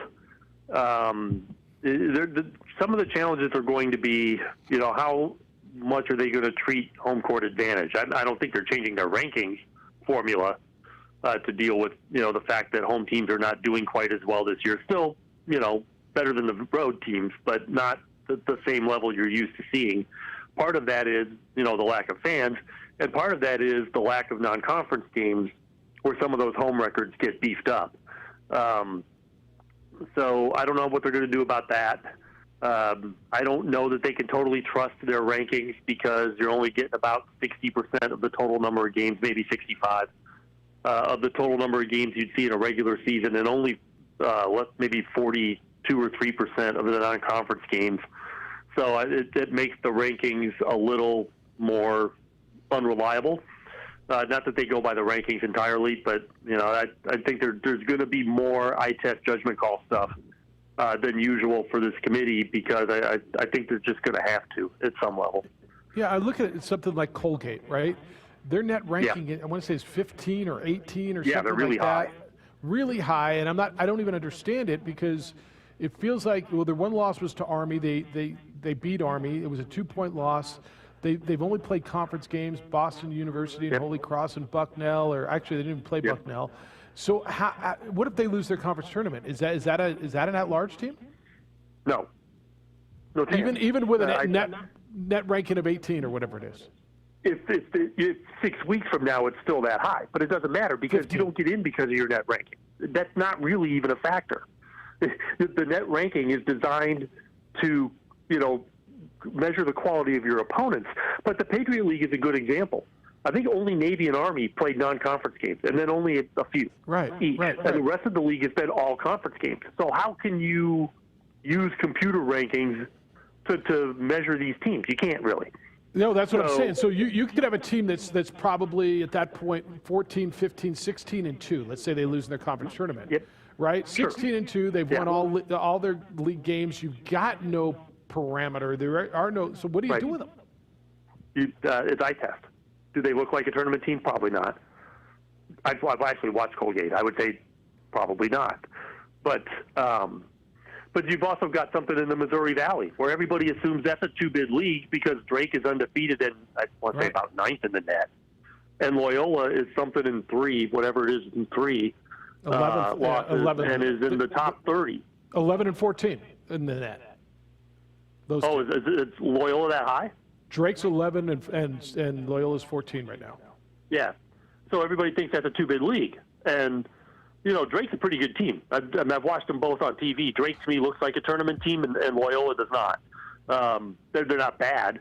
Don't get me wrong. They just don't look like a tournament team to me. I'm actually going to go see Drake at Valpo this weekend. I'm going to go see him in person on Saturday. In person? Damn. Yeah, so I'm excited about that. I missed the opportunity to see Loyola, but I can go into the city and see him as well. I'm not that far from Loyola, but I'm a lot closer to Valpo. Anyways, so I'm going to go see Drake on Saturday. But if Loyola ends up winning that league, and they play each other, by the way, they've got 2 games at Drake later this month. So something could change, but I don't think the committee's going to look at these teams and say, you didn't do anything outside your league. The entire Missouri Valley is something like 0-11 against quad 1 and 2, and it's got 1 quad 3 win outside the league. So how can you say that this was a really good league? But that's another place where you probably don't trust the rankings. And there'll be some of that with major conference schools too, although many of them have played more robust schedules, more non-conference games and things like that. But for the ones affected by COVID, how much are you going to be able to trust the rankings? Right. And Jerry, finally, along those lines, for San Diego State, there's a lot of talk about what these 2 games are going to mean, this season with the Lobos, because they're probably not going to have time to postpone it. So is it one where it doesn't hurt them as much, given how bad New Mexico has been in terms of the rankings of not having these games? Yeah, I don't think it hurts San Diego State to not have to play these games. I don't think they need. Really, a loss would hurt them much more than winning these games helps them. So not risking the loss. There's no real benefit to San Diego State playing those games. So I'm sure that they're fine with not having to.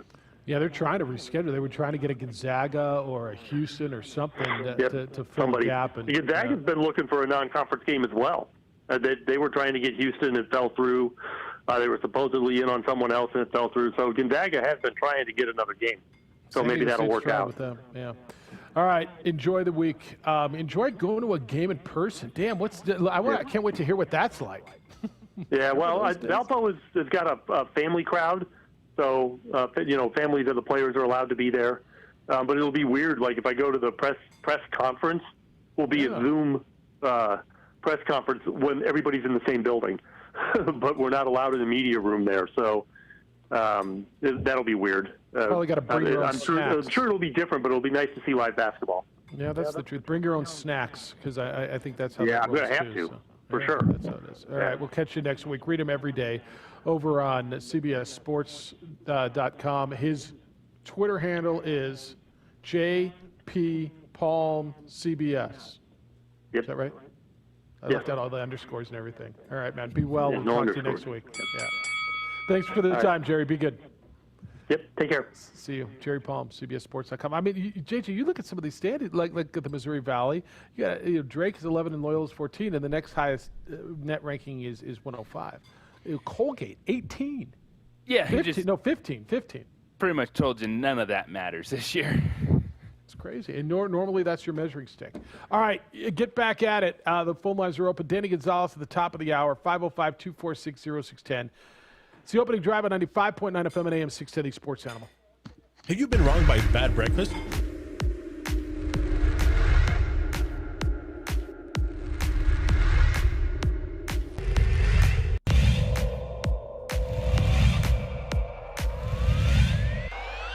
Ramos wants another.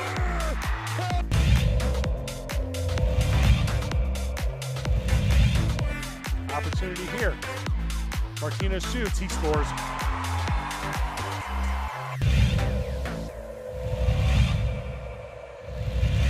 Cut into it. Had some nice looks at the rim. Win. Inside. They're not going to miss this one. Two-hand hammer from Murillo.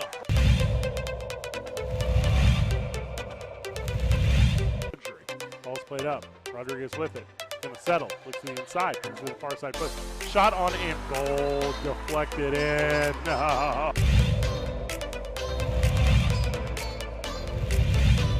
Dorian's going to go all the way. It was blocked by the rim. Get it out, says Kobe Wade.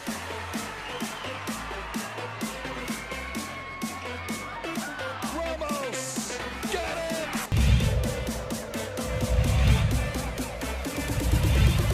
Look out. Ramos, can he chase it down? It was a freebie. Saved it. And then stolen. And somehow Hasbury's got it back. Handoff. Watson.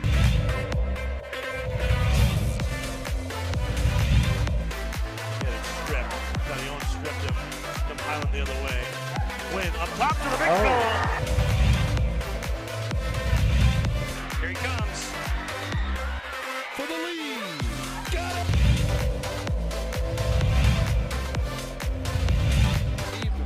What a great game plan. Look at this. Agbayosi throws it down.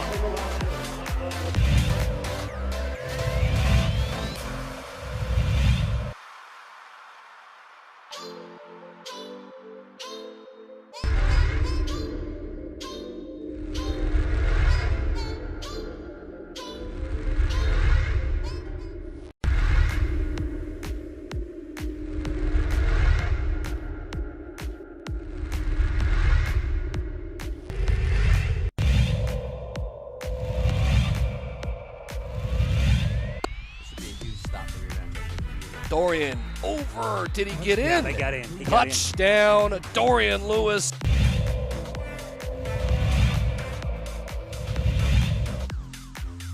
Seconds to play. Benavides looking, still looking up the middle. It's intercepted. It's picked off by Freddie Anaya, and Roswell's season will end perfect.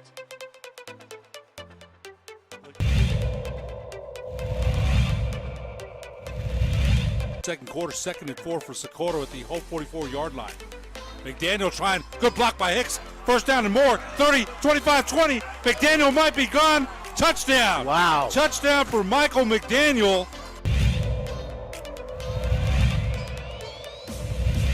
It's 40 seconds this year. It's not like 25 like it used to be. He laterals it back. What a play by Hightower. Pitch.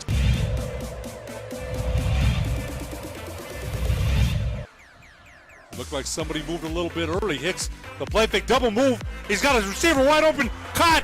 One man to beat. Touchdown. Touchdown to number 17, Nathaniel.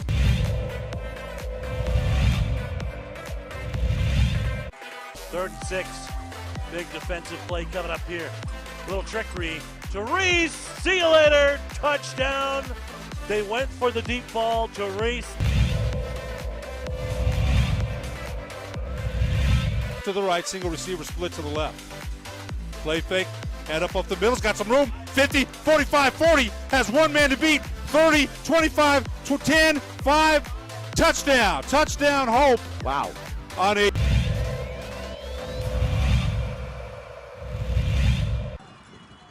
Davis Option again, he'll keep it. Now he'll pitch it.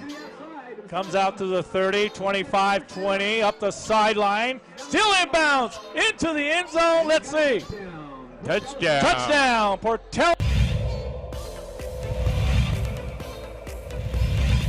The outside of running an out route. Davis in the play action, looking. He's going to go back to Lewis, and Lewis makes a cut, and Lewis still on his feet. Dorian Lewis is in for a touchdown.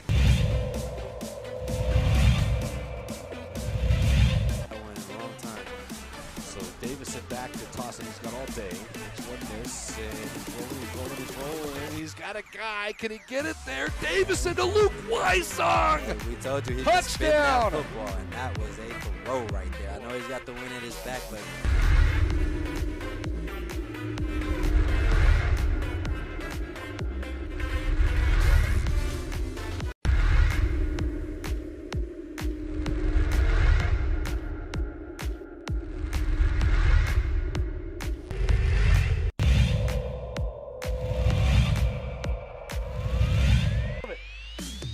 Melfi can cash it in. He's got some protection. Deep ball. Erickson's open. Touchdown, Monarchs.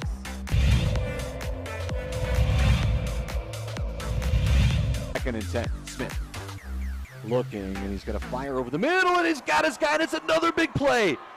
Walking away for a touchdown, Tristan Altier.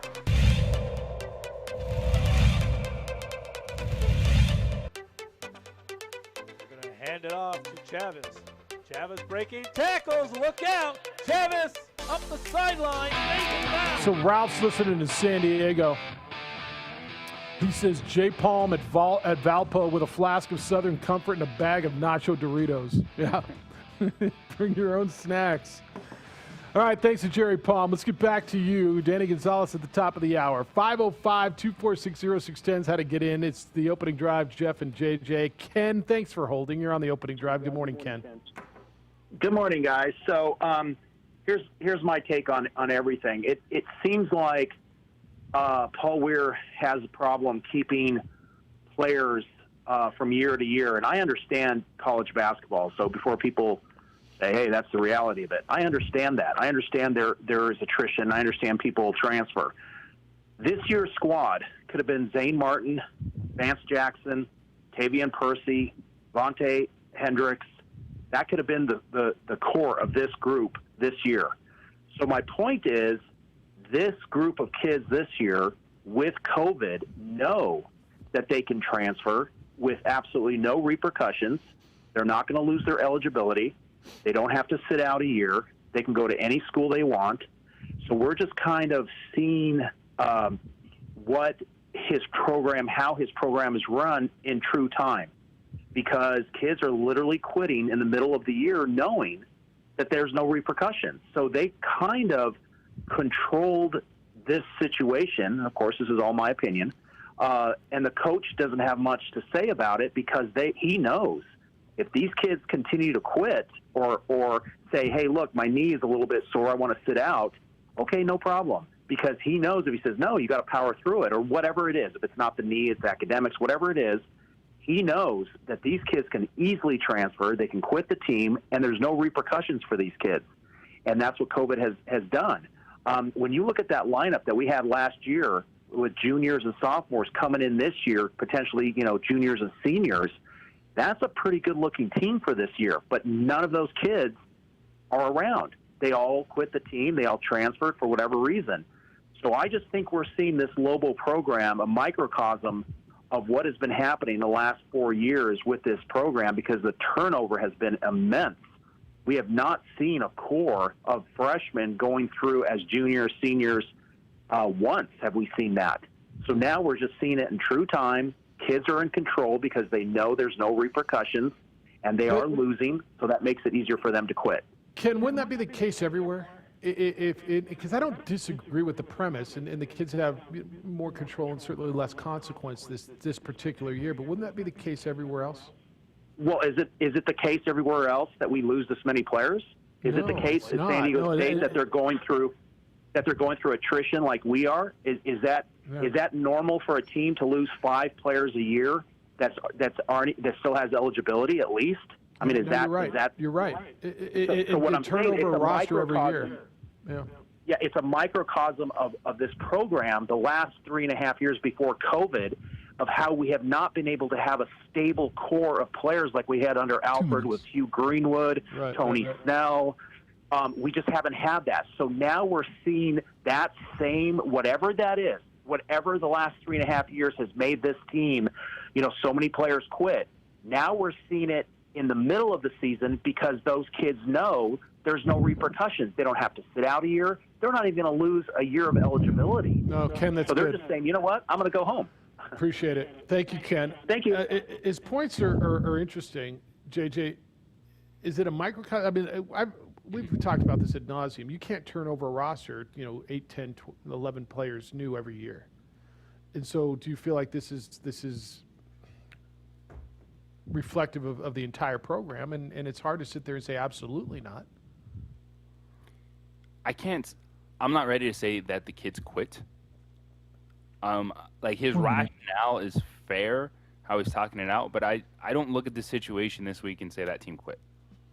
That's not the feel I got, and then just listening to everything that's been said, and even what Paul said yesterday, it's hard for me to go right to, the players just quit, because I know they could.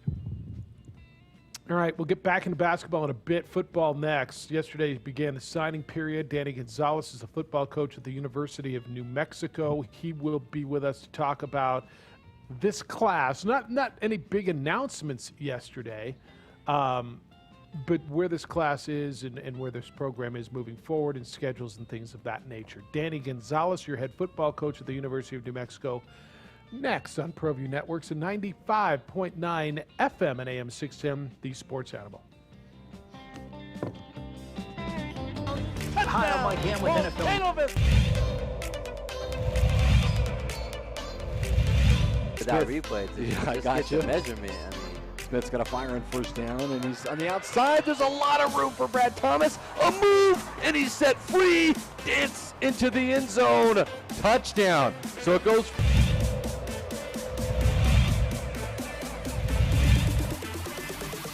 He'll run with it. Stumbling. Gets down into the end zone. They're looking to throw it. And he throws it in the end zone. Caught! First and 10 from the 11. And spin move for Smith. Push the B button. Dance into the end zone.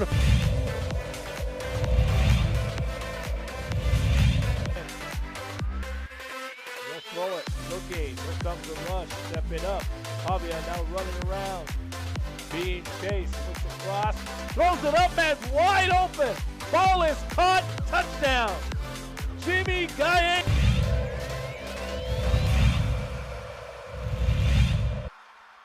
Chavez dropping, looking, stepping up. He's going to run. He's got a lot of green in front of him. To the end zone. Touchdown. Rio Rancho, Isaiah Chavez. Chavez set. He's going to run with it again and dives and...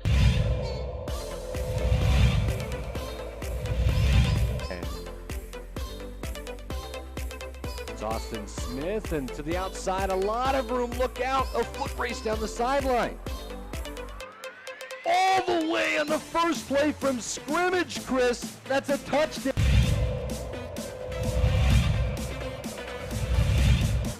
Scrambling. And off, great hit. He bounces off outside. Got some daylight at the 20, the 10, the 5. What an incredible run.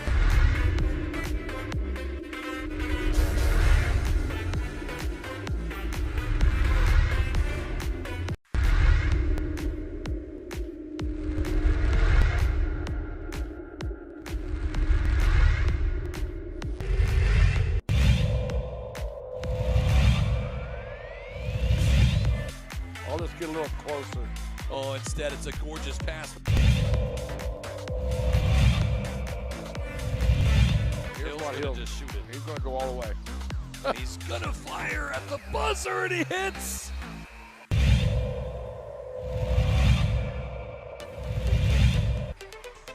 Great pass, Hadbury, and thank you very much.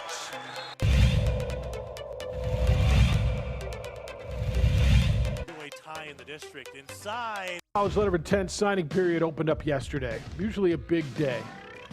It's kind of changed over the last 3 to 4 years.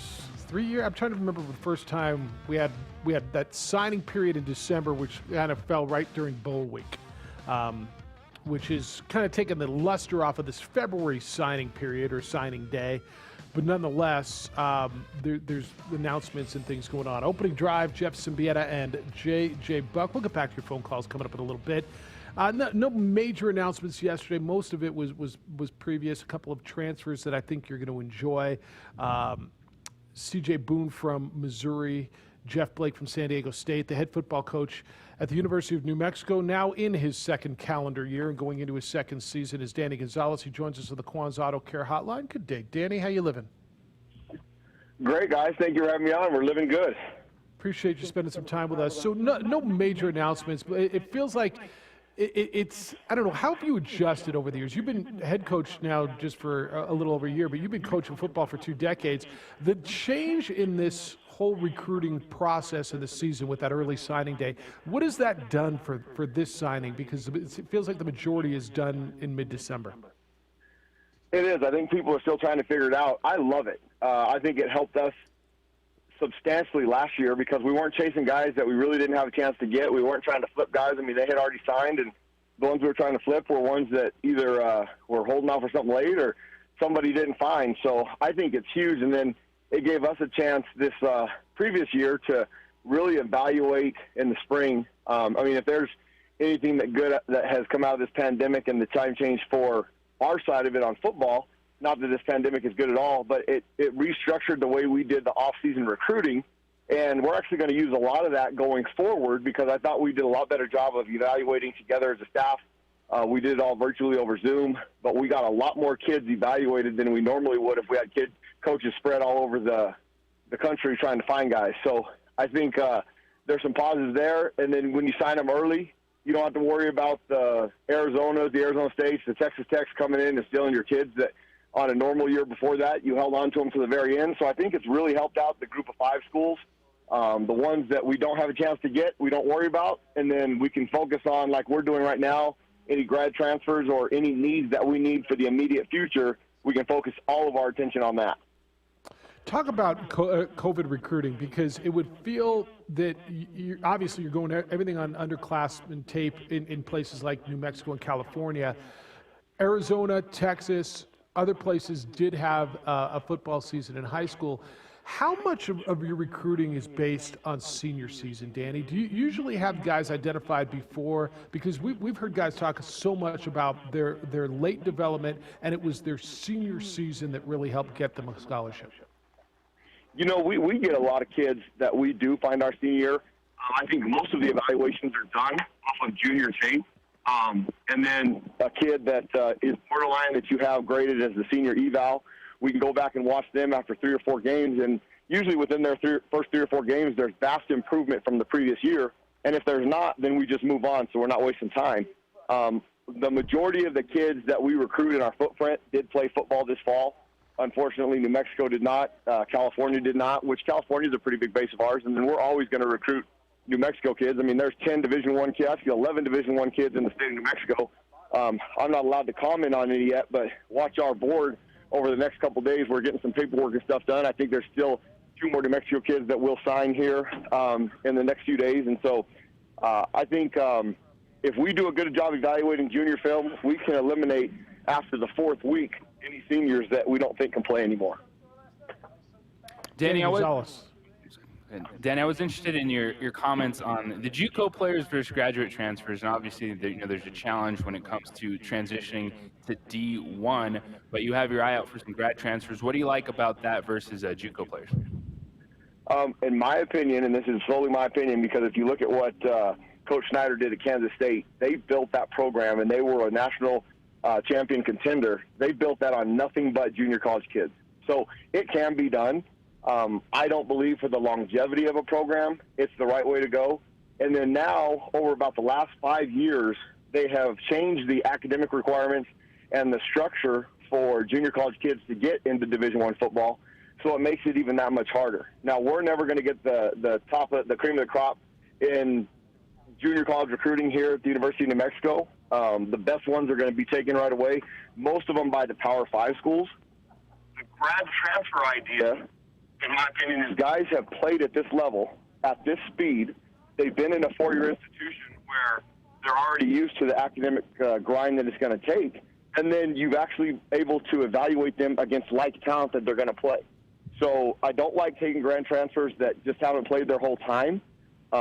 Occasionally there's a relationship with a kid that maybe you recruited before you got here or something that you know a little bit more about them and their family that you can take a chance on one of those, but that's as much of a crapshoot as a junior college kid. If you've taken a kid that has played at the FBS level, you know what you're getting. And then if their personality fits with your team, I think it can make your team better instantly. Now, we're looking for a grad transfer quarterback because I think that's the most important position on your team. We've had some injuries at that position. And then Isaiah, he played well the last 2 games. He's earned himself a scholarship. He is not on scholarship right now, but come when we get the numbers right, come in the fall, he's earned that opportunity. So there's one out there that can help us. If we find him, we're going to take him. If not, then we'll roll with the guys that we have in the program, and we'll be just fine. You know, Danny, and speaking about the quarterbacks, is that just the competition as well? You know, you might need them due to injury, but just that constant pressure, even on a young athlete, to keep grinding and getting better? I think competition breeds excellence in everything. One of our 3 standards is to be competitive in everything you do, whether it's in the classroom, the weight room.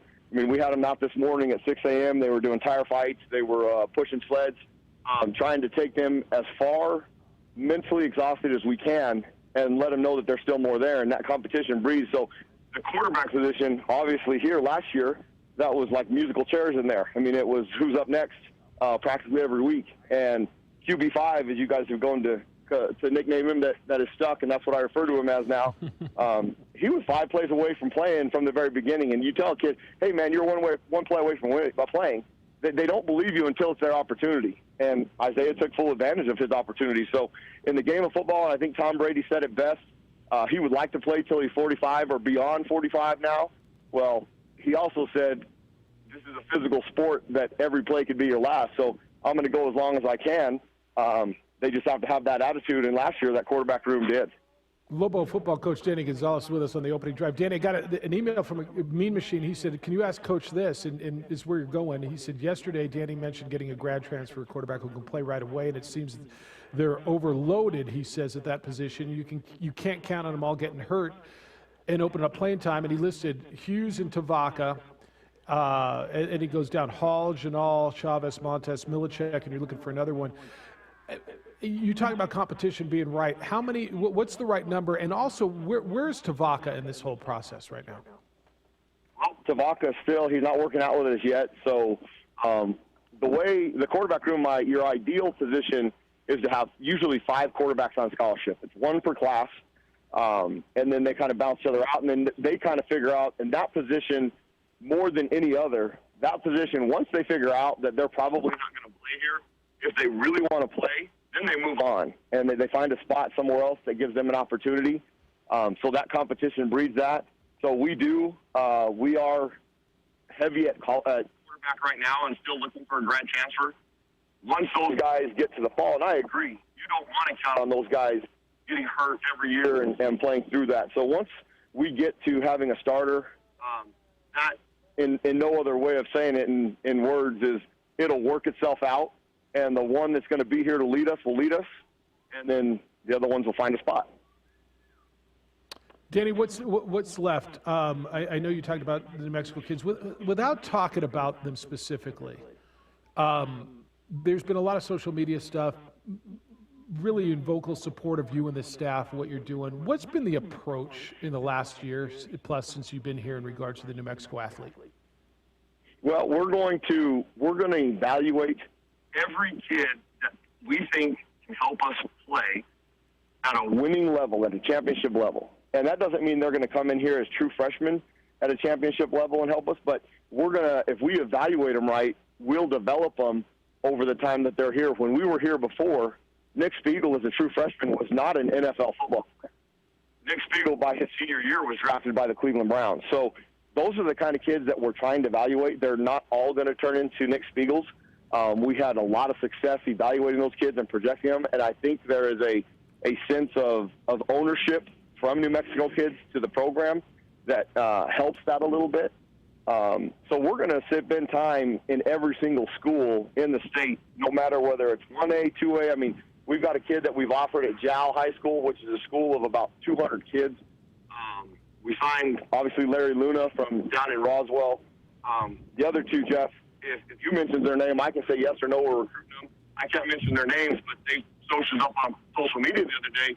Those are the kind of kids that we're going to evaluate all the way till the very end. And if we think they fit our program, then we're going to offer them scholarships and we're going to recruit them and try and sign them and build off of New Mexico. Now, our entire football team cannot be from New Mexico.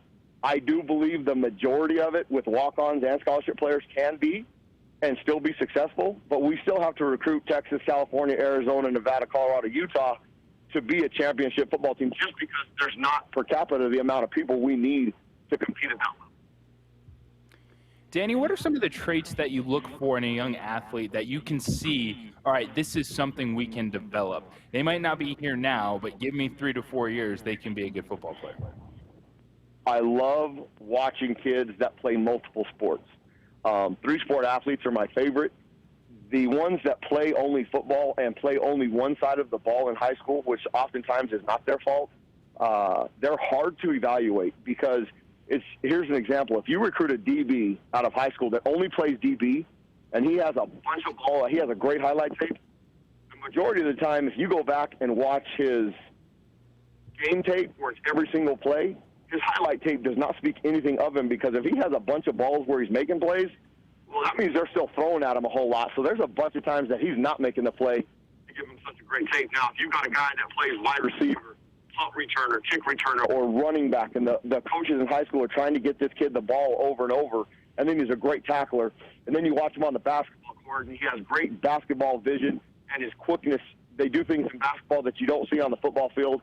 And then if you watch him play baseball and he can judge a ball in the outfield and he can swing a bat and hit a ball, or you watch him run track and he can run the hurdles or he high jumps and you see different athletic moves, I think that speaks volumes about kids. And those are the kids that we're going to recruit that we get fired up. A 3-sport athlete that's not robotic. When you do one thing all the time, you actually become robotic and you lose some twitch and reaction from other things. So we really like to evaluate kids that do multiple things, that run out there, heck, on the playground at recess in the 5th grade and play tag and do different body movements. Those are the kind of kids that fire me up and that we want on our football team because if they don't work out at one position, you can always move them, and then you have a bunch of great punt returners and kick returners. Those are the kind of kids that we try and evaluate.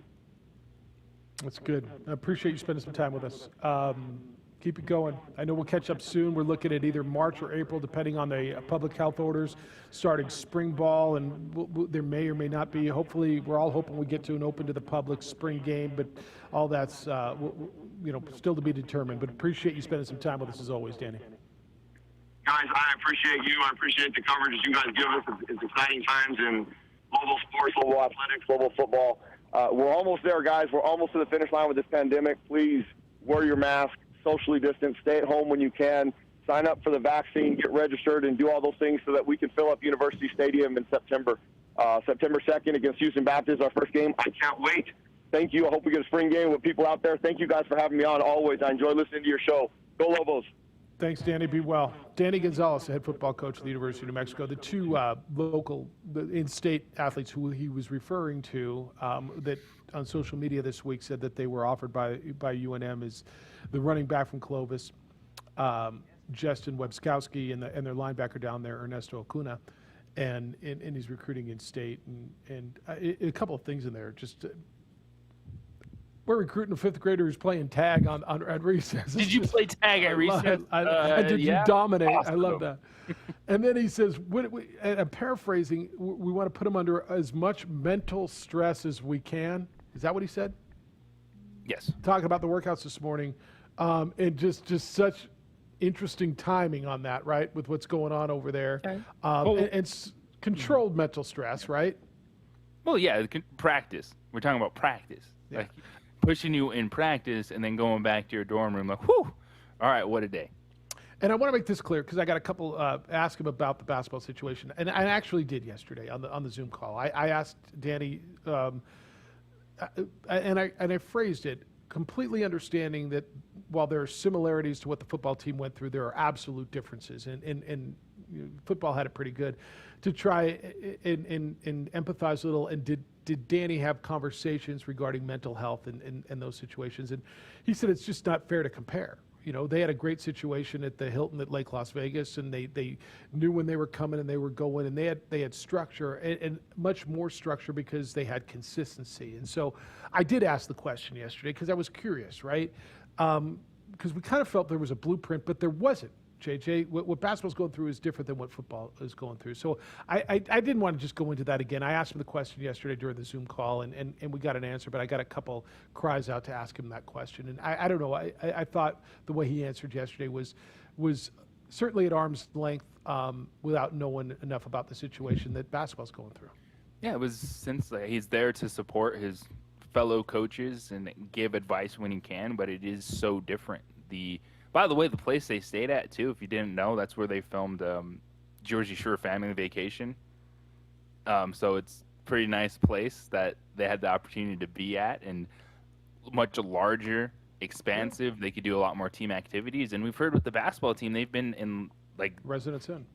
The lobby spaced out downstairs, like you say, like people checking in and out, and that's where they have their team meeting room. So it is not apples to apples in this case, but you just try to provide support and give advice when you can, but also you understand too, you don't want to get in the way of anyone else on campus. No, and I told you I've stayed at that place where they stayed, that Hilton Lake Las Vegas. It's nice. It's expansive. There's room. There's they use an old casino for a meeting room. There's a lot of room there. So, all right, we'll get back to you at 505-246-0610 when we get back here on the opening drive. Tell you about IPS, and I know you see their vehicles around town. International Protective Services is a security company I trust to watch my home, and I strongly suggest you trust them to watch your home and your business. Look, you trusted some other company. They said they were local, they had armed response, and then they sold out. And now you're on the brink of being bought by a national corporate giant.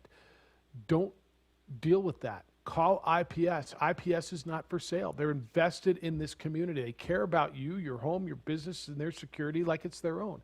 Let the highly trained armed guards or 24-hour patrols of IPS protect what is yours. Don't wait until something bad happens. It's too late at that point. I see them almost every day. Now that I'm home every day, I told you this. The other day, they rang the doorbell because they saw I had a package delivered. It was sitting on the porch. You could see it from the street. They rang the doorbell to tell me it was there, and I was on a Zoom call. I was watching them through the camera, and so he put the box down below so it couldn't be seen from the street. They're always looking out for you. 505-897-2420 is the number. 505-897-2420. Go to ipsglobal.com.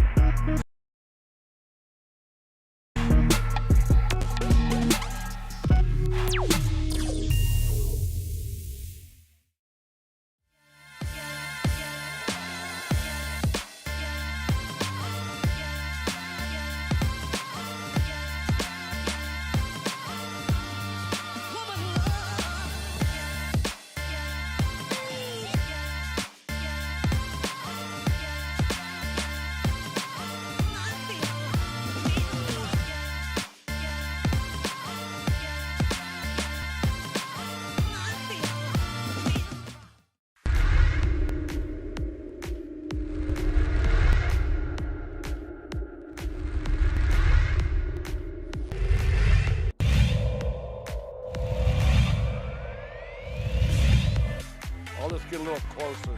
Oh, instead it's a gorgeous pass. Here's what he'll just shoot it. He's going to go all the way. He's going to fire at the buzzer, and he hits.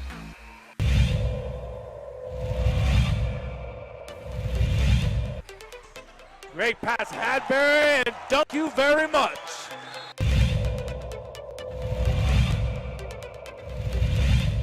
Tie in the district. Inside, fly, Eagles! Chavez uses some athleticism. And then Morris down low, able to finish. You called it, Steve, in 10 seconds. And look at this, stripped, stolen Watson. Christian Lucero beats the buzzer! Here's Ian Chavez, the sharpshooter. Got it! Couldn't have said that any better. He answered the question. He On got a another steal one. at the buzzer! Back to back for Chavez. To the paint. Medina from the volleyball lines. Medina wants another one from deep. Oh, he wants 10. Give him 10!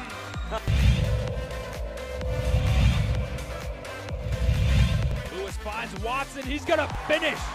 One-handed slam.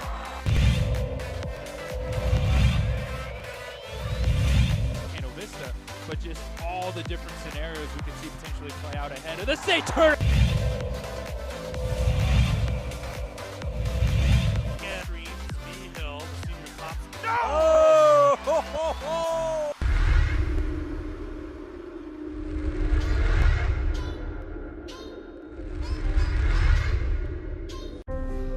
The New Mexico High School Coaches Association, established in 1941, is an organization of New Mexico's best and most professional interscholastic coaches. Coaches across work daily to help our student athletes excel in the classroom, on the field of play, and in our communities. Students that participate in interscholastic activities attain higher grades, higher graduation rates, and higher wages. Responsible for the North-South All-Star Games, statewide Coaches Award Program, and providing multiple professional development opportunities for New Mexico's coaches. Be a great coach by coaching beyond the game.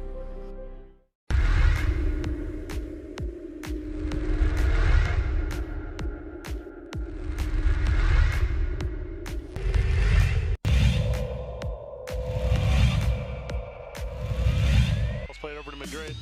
Plays it across the box off the dasher. It's settled. Shot on by Garcia. Trickles in. Goal.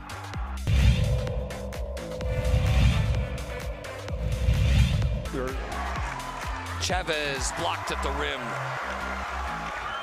And here's Dorian Lewis to Watson. Shot on and just wide. Big deflection. Goal.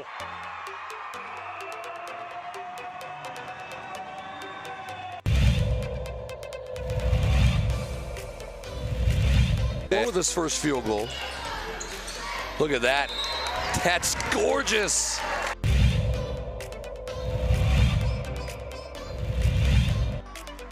Not a game you can go have 25 turnovers in and win. Get that out of here, Watson says.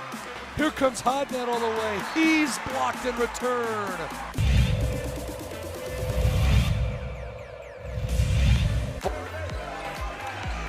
Dickey, did he get it off? He did, and he hit it.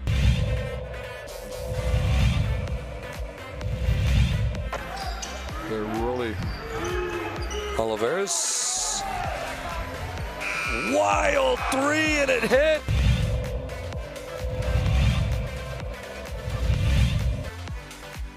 Another steal nearly by Hidon. It is a steal. Avalos ahead to Hidon. The two-hand hammer by Hidon. I knew he was going to put that one down.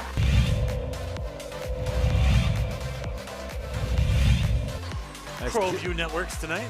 District matchup there. Davidson took it away in transition. Might be time for a jam. Yes. Oh!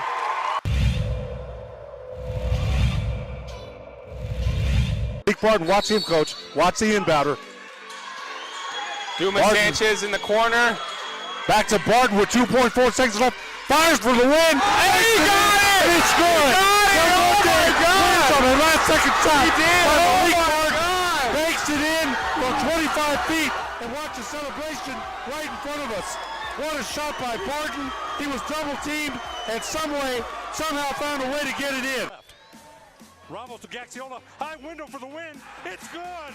It counts. Gaxiola with the game winner for a Driscoll Heritage. Get through all this stuff, man. We'll probably get back into global basketball because I got so many emails on it. It's the opening drive. Jeff, JJ, Micah, Josh is dancing. We're going to go to the phones here in a minute. 246-0610. Different take from Gopher. He says, different take, Jeffers. Why would Colorado State agree to this? Back on basketball now. Global basketball taking this week off, but the intent, JJ. The intent is to play next week at Colorado State. He says, why would Colorado State agree to this? Now, instead of tired Lobo basketball, Rams will face a fresh team with 2 weeks to prepare. If I'm Nico Medved, I'm crying foul in person at the Mountain West Conference offices today. So what should he do? Should he opt out next week? Say, well, we need a week off. We're tired. I don't think anyone's going to be crying foul with the one when Lobo's coming to town. Yeah, and I don't even know you got an option unless, well, I guess you do now. You can always just say, I want to take a week off. I mean, honestly, here's your schedule. No, I'm going to take a week off. Rod said, why should San Diego State make up the games? Jefferson, that last week of February, the Aztecs should be focusing on the Mountain West NCAA tournament, the bigger picture. What does Steve Fisher's club have to gain by making a trip to Lubbock for the benefit of the Lobos? And they got a series to make up against UNLV, by the way. If they've got an option to make up a series against New Mexico or UNLV, they're going to take the UNLV series. They just are. Right? Why? Why? What did Jerry say? What are the nets on those two teams? What like Jerry said, what is or they playing could just New not Mexico? play the game and it doesn't hurt them. Okay. Which is probably what's going to happen, is they're not seeing Lobos and Aztecs. Well, what if the league says, all right, here's that week to make up games, and you're going to make up this series?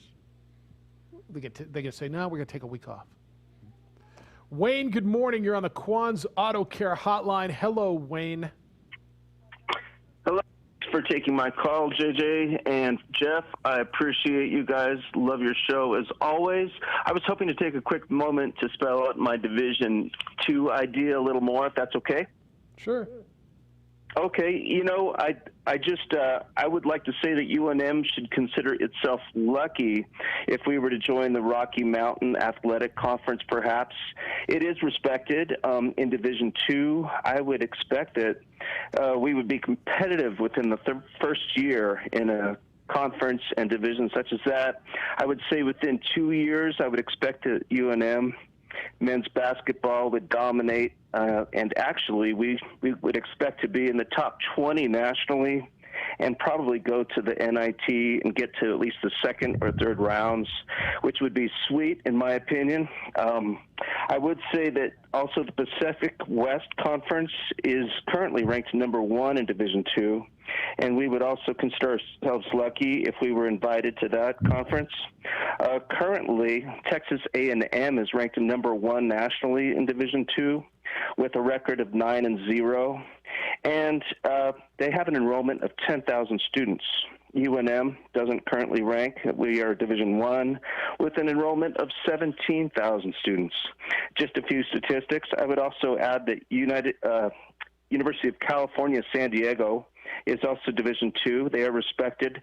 They have 35,000 students in enrollment.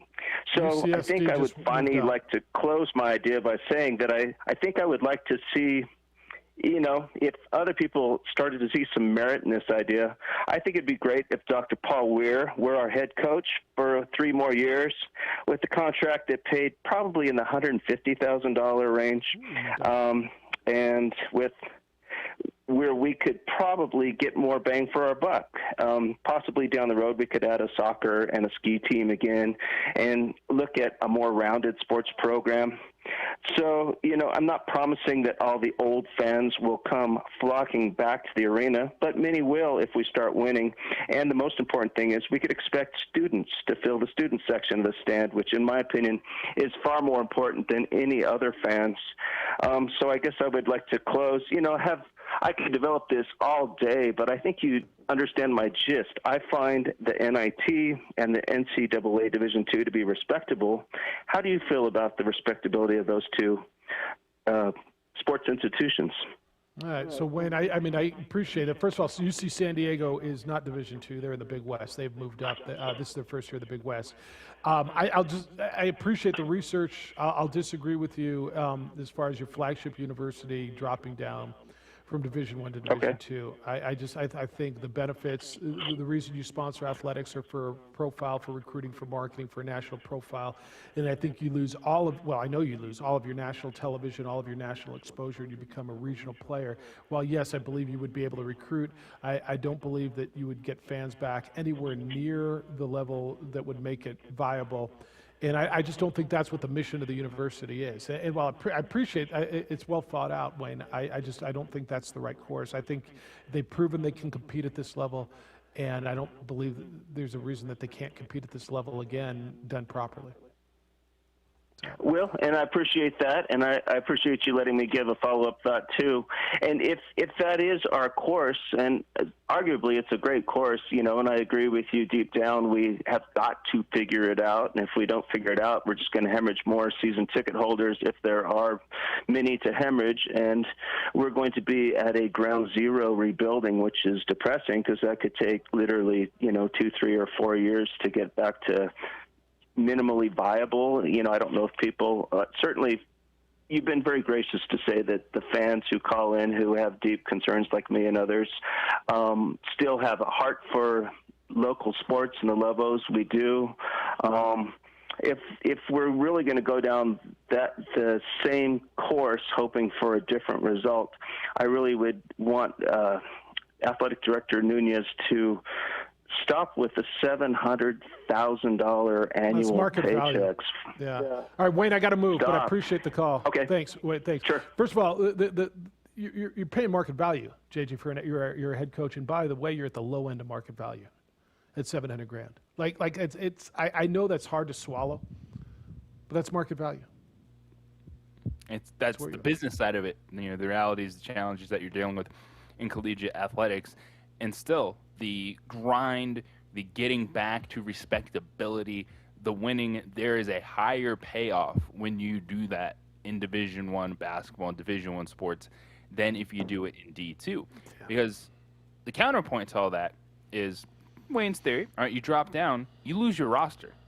Everything. Like if we want to talk about your funding, your roster, and not keeping people around. If you just say, "Hey guys, we're going to become a Division II program," guess what? You're restarting. Like you're not taking Byron Matos and Saquon Singleton, Javante Johnson. No, you're taking all of your New Mexico kids, who, by the way, a lot of people want, or the Pac West, which is Concordia, Biola, Azusa Pacific, Point Loma, Academy of Art, Dominican, Fresno Pacific, Hawaii Pacific, Chaminade, and Hawaii Hilo. It's the opening drive. Nice trips. I guess. It's the opening drive on 95.9 FM and AM 670 Sports Animal. Alan.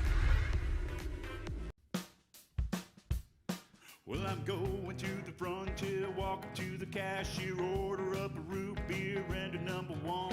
Cover it with green stuff, one scoop is not enough. Find a booth is real tough, back by the Duke. Meet my family, meet my friends in the quirkiest restaurant I have ever been. All of Albuquerque's favorite spot, it's the Frontier Restaurant. The Frontier Restaurant is a proud supporter of ProView Sports Network.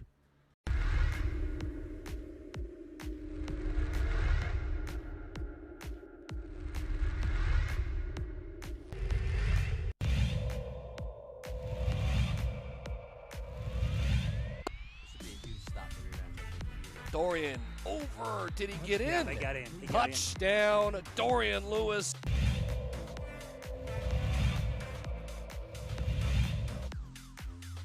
Seconds to play. Benavides looking, still looking up the middle. It's intercepted. It's picked off by Freddie Anaya, and Roswell's season will end perfect.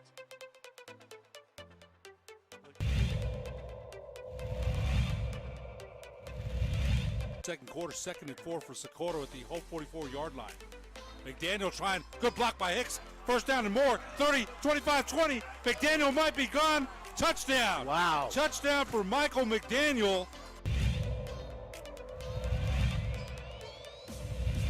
It's 40 seconds this year. It's not like 25 like it used to be. He laterals it back. What a play by Hightower. Pitch.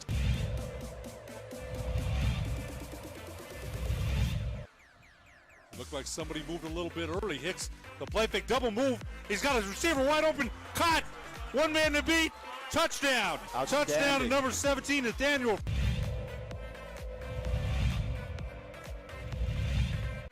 Third and 6. Big defensive play coming up here. Little trickery to Reese. See you later. Touchdown. They went for the deep ball to Reese. To the right, single receiver split to the left. Play fake, head up off the middle. It's got some room. 50, 45, 40, has one man to beat, 30, 25, 10, 5, touchdown. Touchdown, Hope. Wow. On a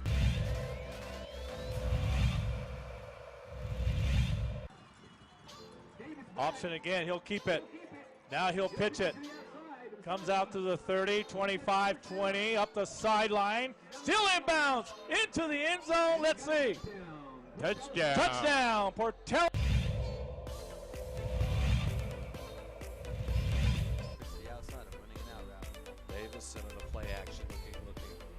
He's going to go back to Lewis, and Lewis makes a cut, and Lewis still on his feet. Dorian Lewis is in for a touchdown.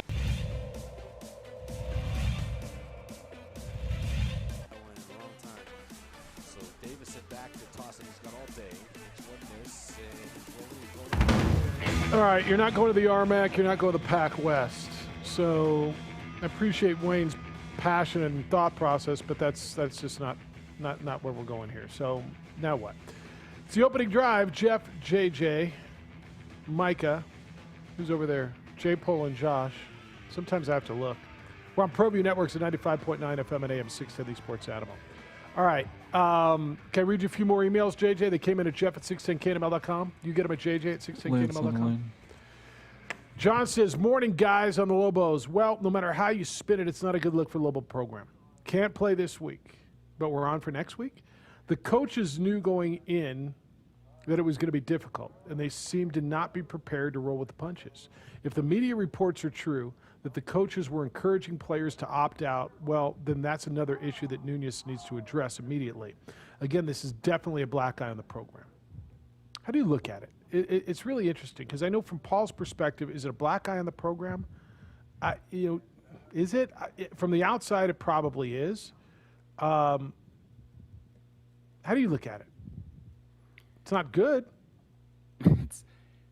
It's not good. It's going to be hard to rationalize for a lot of people, because like, wait, you went through all this and now's the time it's blowing up. And there was some back and forth in regards to that, and Paul wouldn't say it outright, and Jeff Grammer said, so are you disputing the reporting? Right, Because that was one thing that wasn't answered, and I get it, was the whole coaches persuading players. I think that is one that turns a lot of people off, and I agree. If the coaches out there saying, hey, you should opt out, then we have a much bigger issue. And so there's a difference between urging a player to opt out and not forcing a player to play.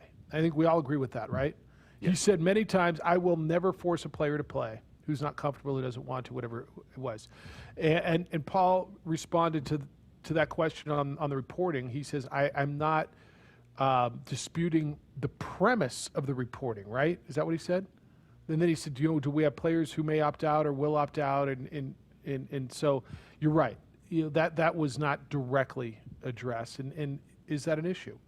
If your coach is persuading players to opt out, how do you feel about that? This is from Dean, and the subject line is Aztec. He says, good morning.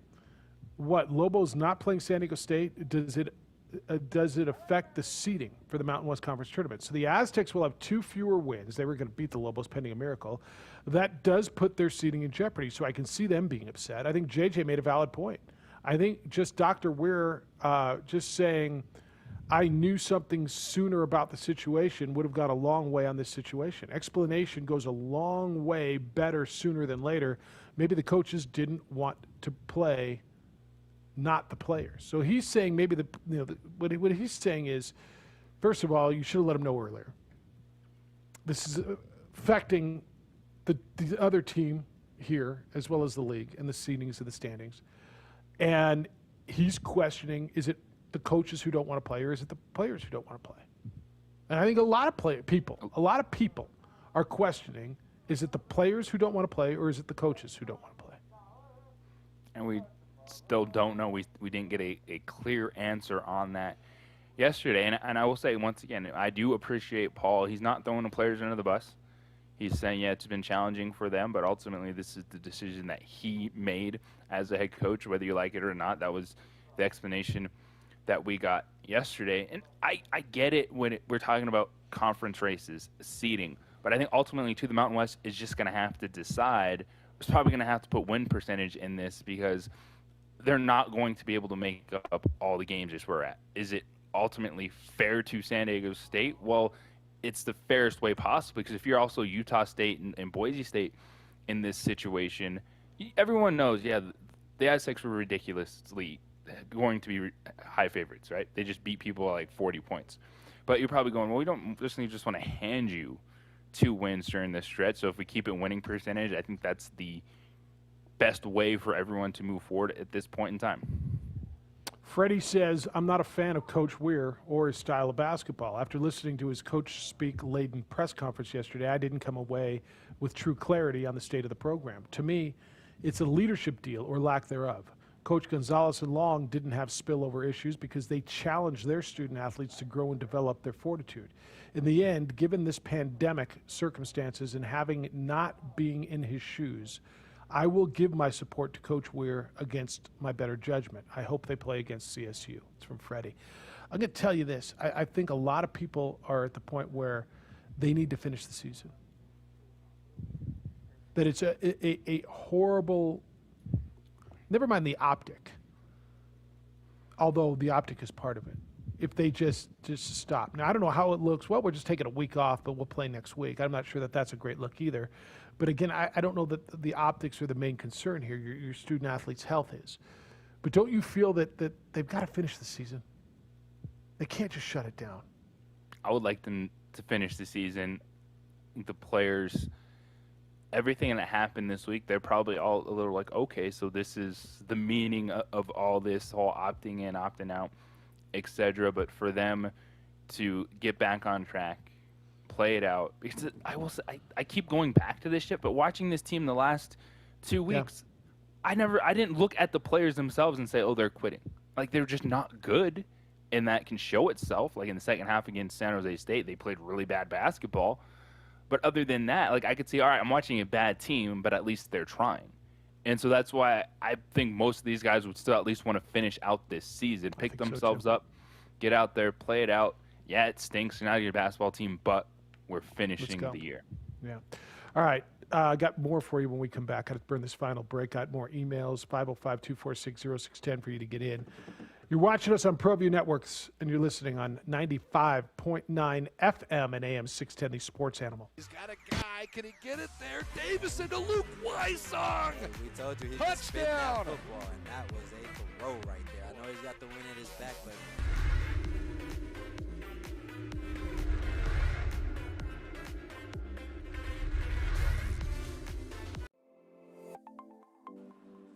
Get into the game with Garden Swartz Team Sales. They have everything you need, from screen printing, embroidery, and digital printing services, high school letterman jackets, and all high school and club uniforms, and individual and team apparel with the most reliable brands like Speedline, Rollins, and Wilson. And don't forget to check out the latest F7 Shut helmet. It's all at Garden Swartz Team Sales. Give them a call, 505-884-1234. Garden Swartz Team Sales.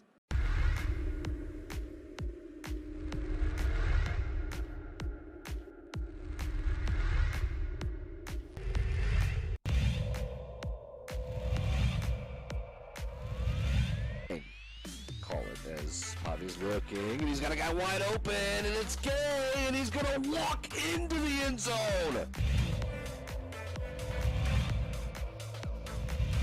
But he did a good job with it. First and goal, it's Chavez to the middle, and Chavez stops. And Stevens in motion. On the handoff to Mitchell. Look out! Oh, see you later. Take it to the house. Fly. Cardinals fly. To the other side. Provides some protection. And off to Webskowski again. Look out. See you later. Good night. Touchdown. Webskowski.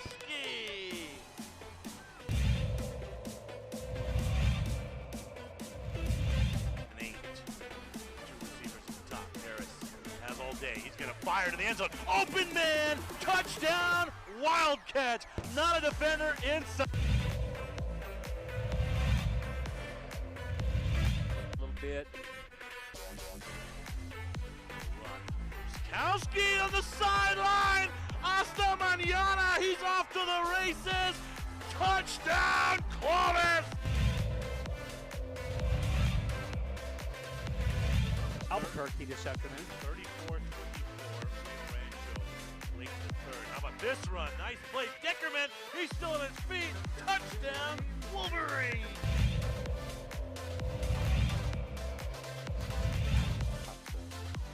Exactly what they want to get yards. He's going to go for it. He's got a guy towards the end zone. It's grabbed. Touchdown. What a play.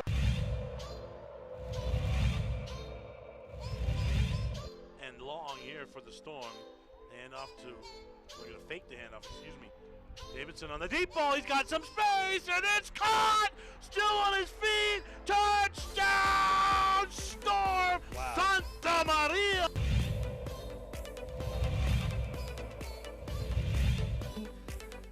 And so they'll send one deep and returnable at the 2. Usually Volcano do either a reverse or a fake reverse, and here it is a reverse.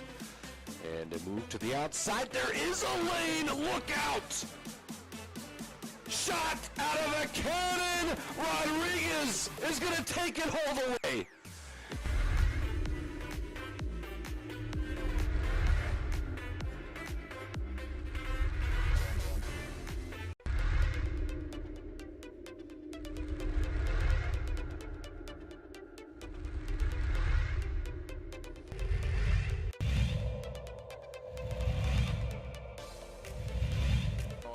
Lovato driving. They're going to count it.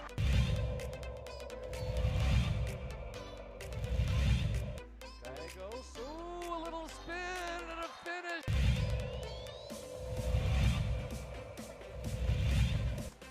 Natalia Chavez, good spin.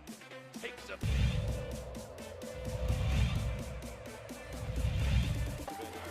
Ramos. Nice jump stop to the.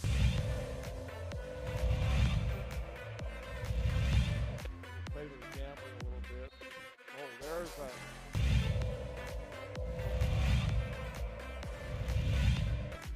Hill, little step, high window. And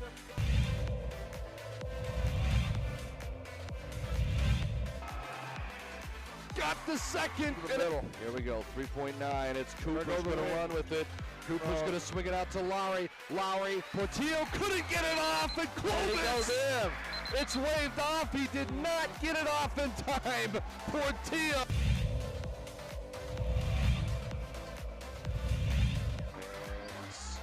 Reverse layup. Gallegos spins, window, finishes. The Sports Animal. I want to get as many of your comments, your opinions in as we can, because you took the time to send them to us, and I appreciate you. It's Jeff at 610knml.com or JJ at 610knml.com. The opening drive, Jeff Siembieda and JJ Buck. Larry said UNM Athletics overall has faced adversity that no other Division I school has this past year with COVID and the state health order. Adversity is something that we all face, and adversity requires strong leadership. Lowell football faced adversity, and they fought to the end, which I feel shows the leadership and culture that we all face. And adversity instilled leadership and culture instilled in the first year of Coach Gonzalez. Men's basketball is facing adversity as well, and they seem to be caving under the conditions in year 4 of Coach Weir. You have at this point to wonder if he's the right leader for the program. It's a difficult time. He had one successful year as head coach of New Mexico State. Maybe, just maybe, Coach Weir wasn't ready to be a head man, and your point of UNM being a unique job makes it even harder as a first head coaching job. So I think it's a little unfair, JJ, to apples compare football to basketball. And when I asked Danny that question yesterday, I think as well as football went under the circumstances, they had it a lot better. They had a spot, a resort, a facility to practice in. Everything was set. Boom, they went there and they knew where they were going. They weren't going back and forth. They didn't have to share practice time with 2 other teams and a volleyball team and hope to get in the gym. And so while it's similar, would you agree it's not fair to compare apples to apples, football and basketball? Yeah, it's not a one-to-one comparison. All right.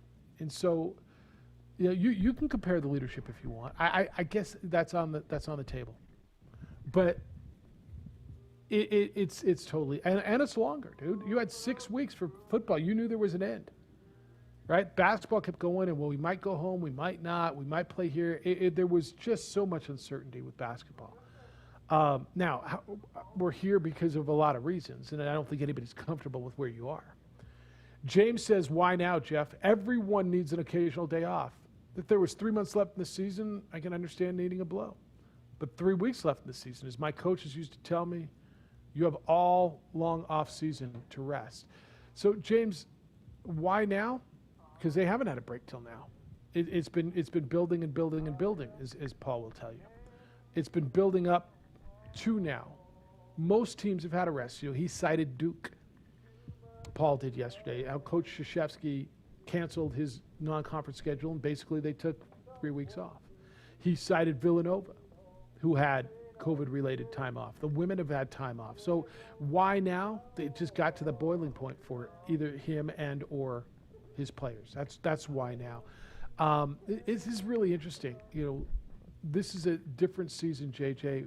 We always hear about breaks. Get into a season, it's rare you have a break. Every once in a while, you'll say, all right, the kids get to go home for 3 days for Christmas, right? There was no break for this team. And I asked the question yesterday, where was that threshold? Where did it turn from we need more practice time to we need less? And he said December 26th, right after Christmas, when we got on a bus and went to Lubbock. So that's why now. Yeah, and even the not playing, it's if they had this situation where every game was on the road, but you had a home base of just say Albuquerque, I wonder how much that would have changed things. To at least know, all right, this is where we're practicing, this is where we're getting our run up. Come back here for a few days and then bounce to the games versus the Lubbock, then St. George. That is the uncertainty, the not getting a chance to practice, not getting a chance to get shots up. Oh, here we go again. Another bus ride, because you knew challengers were coming, but still I don't think anyone thought it was going to be like this, even when we started this. Yeah, I think that's right. Gopher said Jerry Palmer's phone. Jeff, he's gone from one of the worst-sounding OD callers to maybe the best-sounding caller. No doubt, man. The best thing that ever happened to this show, Jerry Palm got a new phone.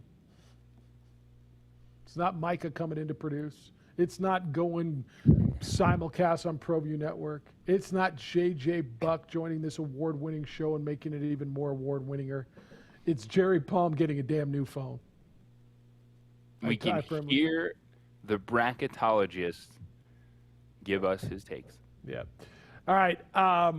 This is Tellis reading between the lines of what Danny Gonzalez said. He said Danny said he had 5 quarterbacks after all the dust settled. Numbers don't lie, so that means he only expects one of these guys back, Hall, Hughes, or Tavaka. He's got a grad transfer coming in, Chavez, newly on scholarship, Montes and Milicek, who signed in the fall. P.S. reply to Wayne, students are not coming to watch Texas A&M Corpus Christi and Colorado School of Mines. Texas A&M Corpus Christi is a Division I school, by the way. I believe them to be in the Southland. Colorado School of Mines, Academy of Art, Adams State, Fort Lewis. That's what he's suggesting. I guess we can stop talking about that. That's one man's opinion. I don't believe anybody else is on board with one man. That's what my brother says is responding to the flow of one, right? Or the trickle of one. How does he say it? But that's pounding the rocks right there. Why are you responding to the trickle of one? There's nobody else calling for that. So, all right, what I learned today, JJ, I learned that Lobo fan really wants this season to play out, that they're split on where they are as far as student athletes, and I think more than anything, people are just wondering, is it the coach who doesn't want to play or the players who don't want to play? That's what I learned today. Yeah, and the thought maybe we'd have some more clarity, we really don't.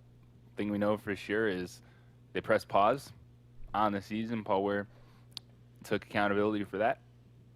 He's stepping up at least for his players, so I appreciate, again, him not throwing any of these guys just directly under the bus. But I think all of us ultimately, when they have that moment, you take your deep breath, dealing with everything that's gone on this week, I think we believe and want to see the players finish out this season. All right. Good stuff today. Thank you to Jerry Palm and his new phone from CBSSports.com. Danny Gonzalez was with us as well. The Jim Rome Show will be next. The Dan Patrick Show is after that. The Sports Bar comes your way this afternoon at 3. That's more local talk with Trulio and Carlisle. And then we'll be back tomorrow, both on your visual medium, ProView Networks, and on your audio medium, The Sports Animal, with the award-winning radio starting at 7 a.m. Micah, J-Pole, Josh, great job as always, keeping us on the airs. JJ, you don't have any extra stuff, not a bunch of Zoom calls that you know of and a game to call. You just got to get ready for tomorrow's game today, right? It's prepping for tomorrow. Go prep. Be good to each other, please. Be kind, loving, caring, and sharing. We'll see you tomorrow. New Mexico Department of Health has begun the COVID-19 vaccine.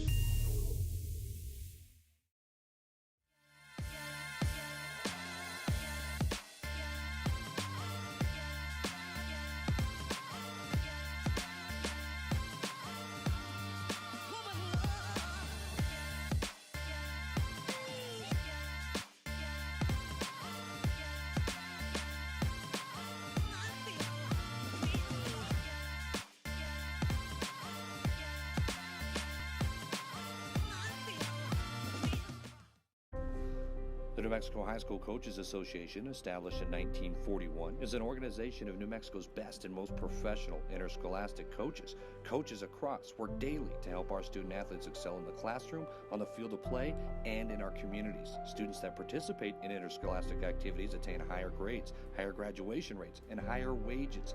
Responsible for the North-South All-Star Games, statewide Coaches Award Program, and providing multiple professional development opportunities for New Mexico's coaches. Be a great coach by coaching beyond the game.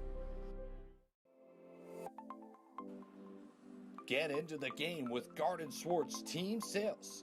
They have everything you need, from screen printing, embroidery, and digital printing services, high school letterman jackets, and all high school and club uniforms, and individual and team apparel with the most reliable brands like Speedline, Rollins, and Wilson. And don't forget to check out the latest F7 Shut helmet. It's all at Garden Swartz Team Sales. Give them a call, 505-884-1234. Garden Swartz Team Sales. Well, I'm going to the frontier, walk to the cashier, order up a root beer and a number one. Cover it with green stuff, one scoop is not enough. Find a booth is real tough, back by the Duke. Meet my family, meet my friends in the quirkiest restaurant I have ever been. All of Albuquerque's favorite spot, it's the Frontier Restaurant. The Frontier Restaurant is a proud supporter of ProView Sports Network.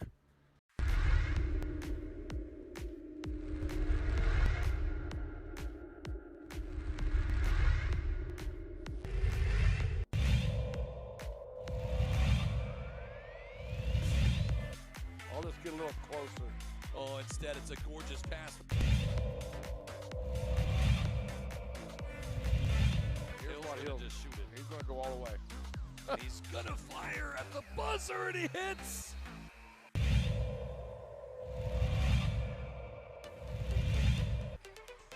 Great pass, Hadbury, and thank you very much.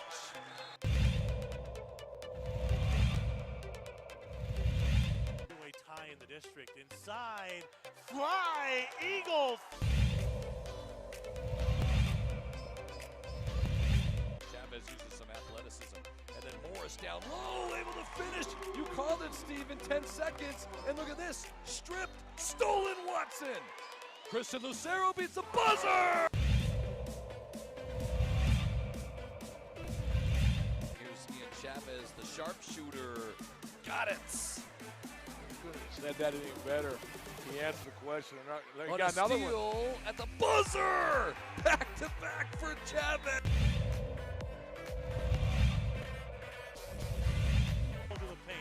Medina from the volleyball lines. Medina wants another one from deep. He wants 10. Give him 10!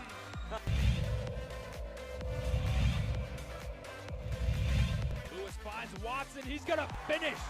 One-handed slam.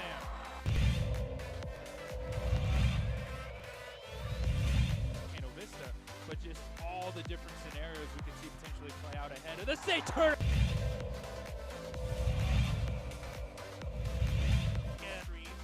Hill, the senior pops. No! Oh! Ho, ho, ho!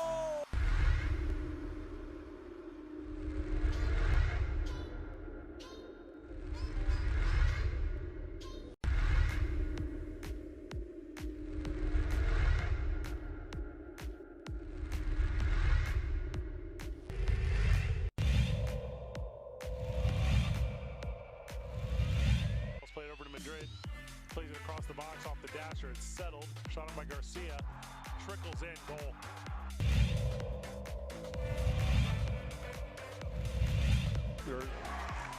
Chavez blocked at the rim.